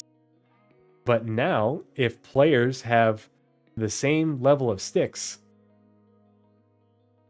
they can more effectively challenge the UE. And then in order for the UE to defeat, you know, an organized mega org of players that has, you know, mega capitals and Idrises and Javelins and such, then the UE has to bring many more of those big sticks. How the fuck would the game run that? If a mega org brought in their battle cruiser, an escort carrier, and a cruiser, and like multiple Javelins and Idrises in order to just absolutely wreck shit in Stanton, how much more of that stuff would the UE have to bring to curb stomp them? Could the game even run that? I don't think so. I don't know anyone that should be that high on copium or hopium that thinks that the game wouldn't just absolutely start, you know, smoking and catching on fire if you had all that in a fleet battle in the PU. Because, you know, the NPCs would need, you know, as many of those ships, if not more. Dynamic server meshing isn't gonna make that. That's I don't even have that much faith in dynamic server mesh. I don't even believe that. the people say the UE is a falling empire and is busy with the Vandal. They're not that falling of an empire. Absolutely not. That narrative is blown wide out of proportion. The UEE is literally trying to retake previously human-held systems. Like, yeah, there's bad parts of the UE, but the UEE is much reformed. It still has plenty of skeletons in the closet, but is much reformed from the Mezzers and is far stronger now than it was, in the 2800s, in the immediate aftermath of the Mezzers falling apart. Yeah, imagine if we have player-owned battle cruisers, even if you're using 5 NPC crew to every one player, or 10 NPC crew to every one player, you're still talking about dozens of players and literally hundreds of NPCs to crew a battle cruiser, escort carrier, Bengal. All of that, and their escorts, javelins, and all the whole a massive player-owned fleet. Because it would happen if players had the ability to do it. Players are going to do it. And then the game also has to simulate all the ships that the UE Navy would bring in to stop that rebellion. Because essentially that's what the UE Navy would treat it as a rebellion. I don't think that Vulkan on the client side or dynamic server meshing on the server side could handle that. I don't think it's possible in the PU. I'm happy to be proven wrong, but people think that we're going to get instance battles. And I think that's the way that we achieve that, outside of finding the rare derelict where there's only a handful of them, and so no one org can control more than a couple of them, especially making the logistics being so far out there that you wouldn't be able to support multiples of them. But I think it's absolutely reasonable in instance battles that you could do something along the lines of that to engage in that gameplay. Yeah. Or better yet, Arena Commander is absolutely a great way for that to happen. Because Arena Commander could allow you to do something like that, maybe not on that. I don't think the PU will be able to facilitate the Battle for Vega type scale in a live environment. I think in Arena Commander, we could probably make an appreciable percentage of that work, but not the full-on thing that we saw in the PU, in the Squad 42 demo in the PU. I'm fairly optimistic about CIG. Lots of people called me a white knight, and I don't even think that level of shit in the PU would work. But I think Arena Commander is the way that you let players have access to that gameplay outside of Squadron 42, where they can use those things. And like it's just like in Star Marine. You're a UE Marine. Why couldn't you be a UE sailor and get a big old group of people to go do this cool battle where you crew a cruiser with a bunch of NPCs or something like that? I don't know. Yeah. All right, let's continue on so we can wrap this up, because I got to call it a night. Where were we? Last month, the team also worked with design on updating the text of a few older contracts to align with improved gameplay flows, as well as tutorial missions that will help players understand a new gameplay mechanic being introduced in a future patch. Okay, I'm gonna sort of line of hopium. I think this is a tutorial mission for healing gameplay. Because right now, all we're getting is resource consumption for healing and regen. I think healing gameplay is being worked on, and we're going to get a tutorial mission, and that's going to be a mechanic coming in a future patch. I also like that this, along with the mission stuff, more talk about updating the older contracts to bring them in So I feel like by the end of the year, we're going to have a good amount more to do in the game besides the content of the month. I don't think we're going to get big battles like Squadron 42 in the PU. I don't think that's a reasonable thing.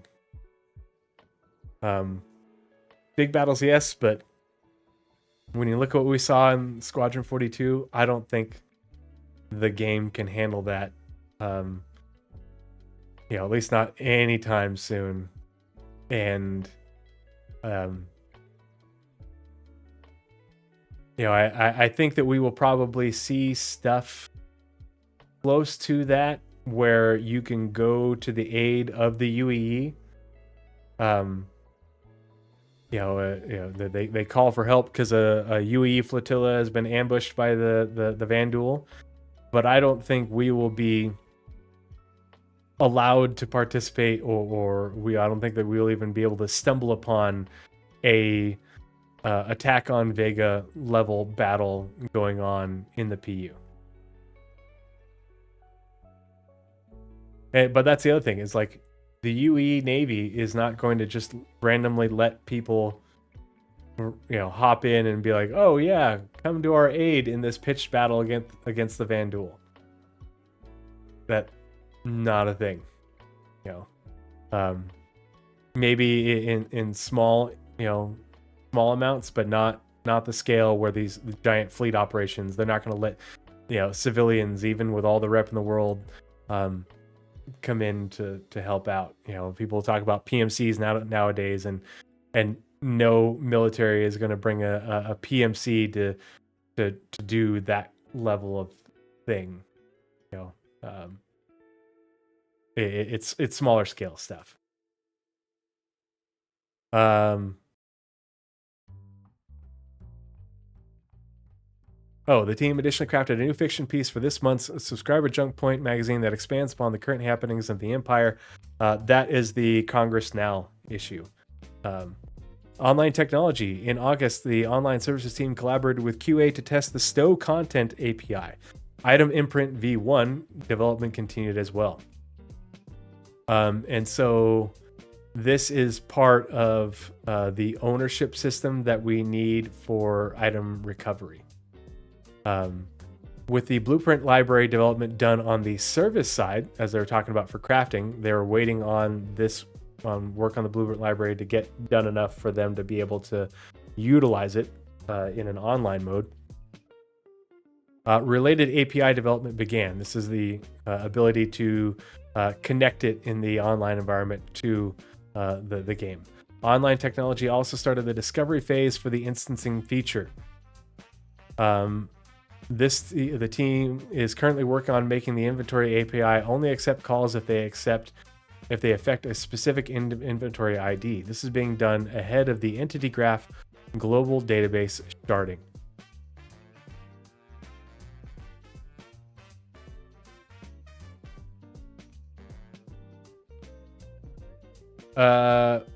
Yes, but that's your Risky Biscuits. You're talking about the security service, which is a part of 1.0. Where is it?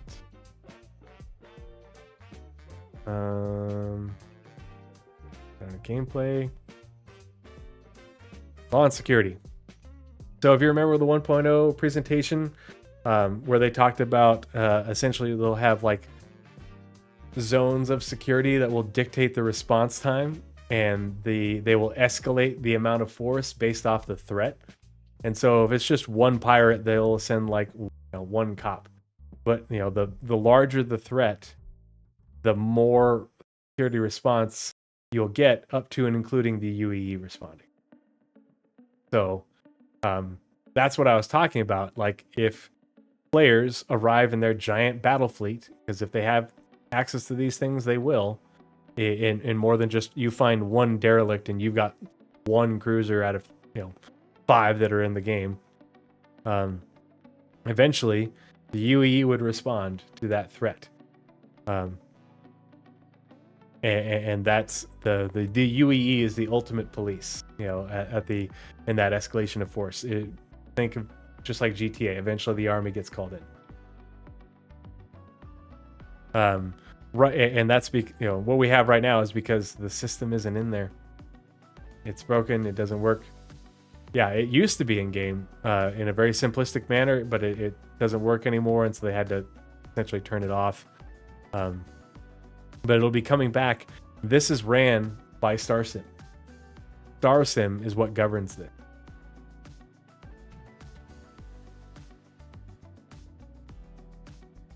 Yep, and that's the way it should be. If the UEE shows up, they should fuck your shit up because they will be the best pilots, and their ships will have better armor, better performance characteristics, better weapons, all this stuff. They will always the UEE should always have the bigger stick. The UEE should always have the better stuff. Even if you get tier 5, all that shit, the UEE should still have an edge over you.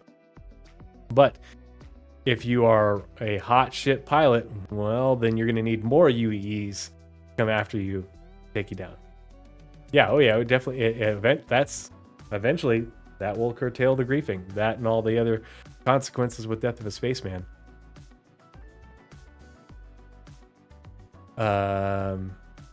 Regarding the lazy inventory creation project, I have no idea what this is. The team worked on updating calls that could handle it and change the API accordingly. Essentially, the team wants inventories to be created if needed on certain calls. I don't know how that works.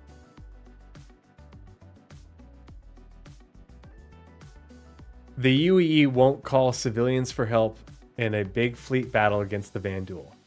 The UEE calling on which in the CDF is part of the advocacy. It's not the military. So, and again, that's just the state of the game.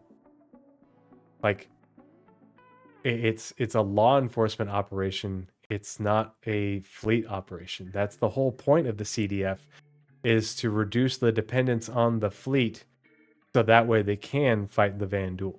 That's why we have the CDF.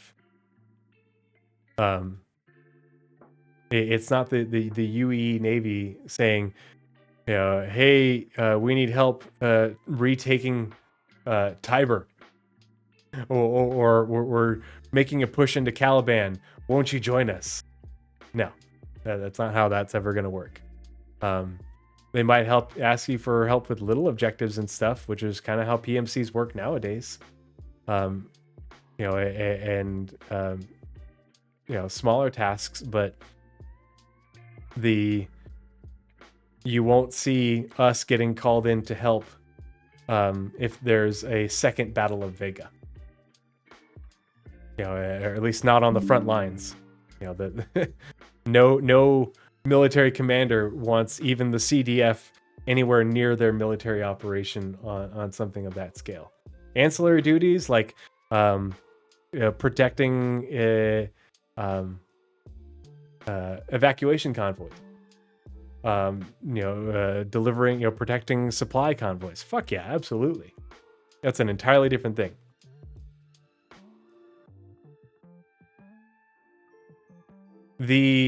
So Stark's Realities, the Vanduul trying to sack Earth was a thing that was brought up as something that could happen if players don't participate and reach certain goals within the ongoing player narrative of the War of the Vanduul.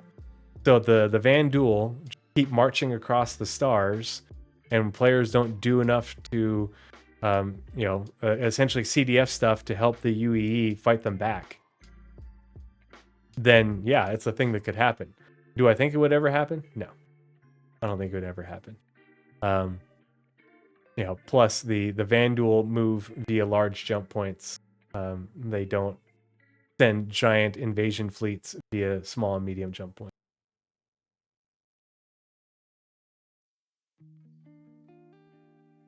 Earth is a long ways away via large jump point from where the Vanduul are. It's safe. And that was just CR spitballing.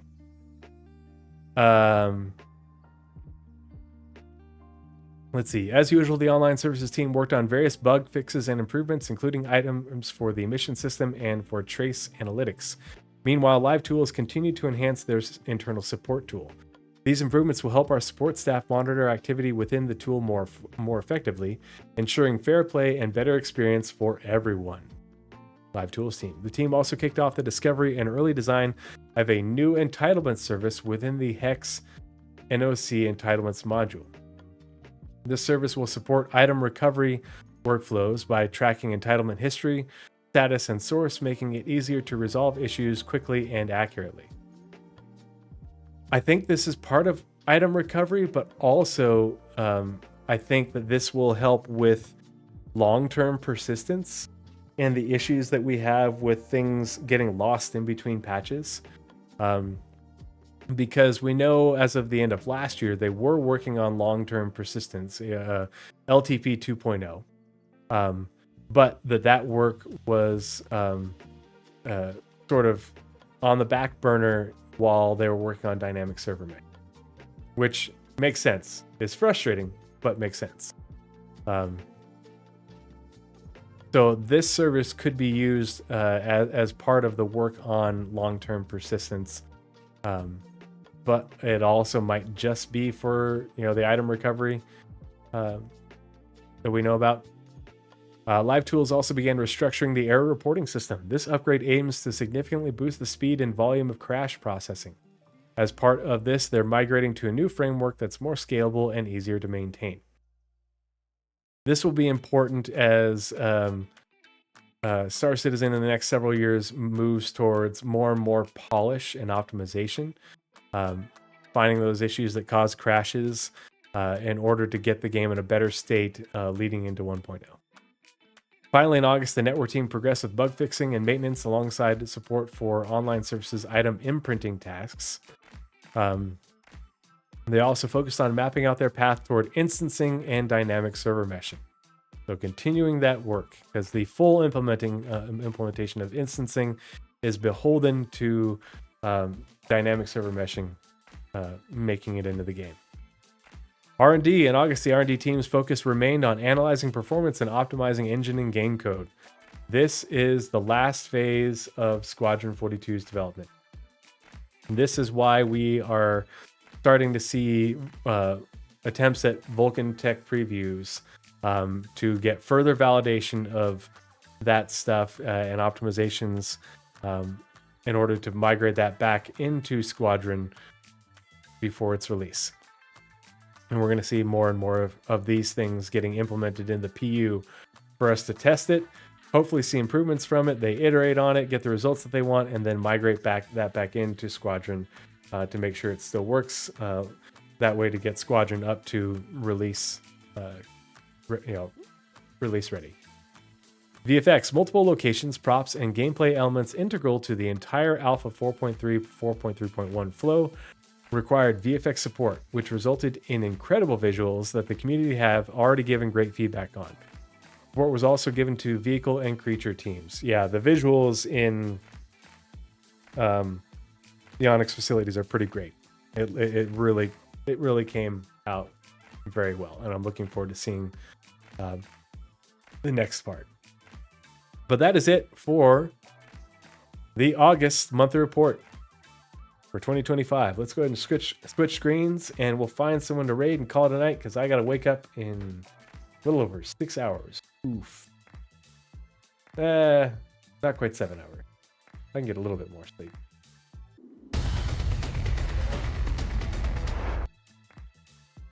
Alrighty. Thanks again so much for hanging out with me, guys. I really appreciate all the support. We got some new faces in chat who we haven't seen before. Good to see you guys. I hope you'll join us in the Discord. The link is on, should be on my page if you scroll down on Twitch. It's always an open invite. It's also up on my YouTube as well. If you miss part of this show, I won't have time to get it up tomorrow, but it will be up on Saturday. So if you want to catch the rest of it, don't want to deal with the VOD on Twitch, it will be up on my YouTube, and I always put in timestamps. So that way it'll be broken up between the monthly report, the Roadmap Roundup, and the Squadron 42 newsletter. so you can easily find what you're looking for. And then I will also work on getting those uploaded in separate, smaller videos as well. Yeah, thanks for hanging out, Risky Biscuits. It was really good chatting with you. Stark's Realities as well. The Prisoner, always good to see you. I love the feedback. I really appreciate the interaction. It's always good to talk with adults because I'm a full-time dad with 2 part-time jobs. I'm home with the kids 5 days a week. So I enjoy hanging out with you guys, both live, but also in the Discord. So yeah, hope to see you guys again soon.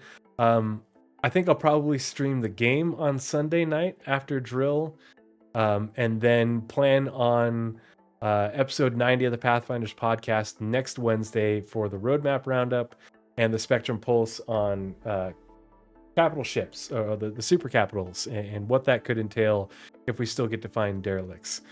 So we'll talk about that before I leave for a few weeks. Yeah. And hopefully I'll also probably talk about the medical stuff that's in testing. Hopefully I'll be able to have a chance on Sunday to take a look at the Apollo and let you know my thoughts then as well. So cheers. Let's find someone to raid. If you have any suggestions, I'm always open to them.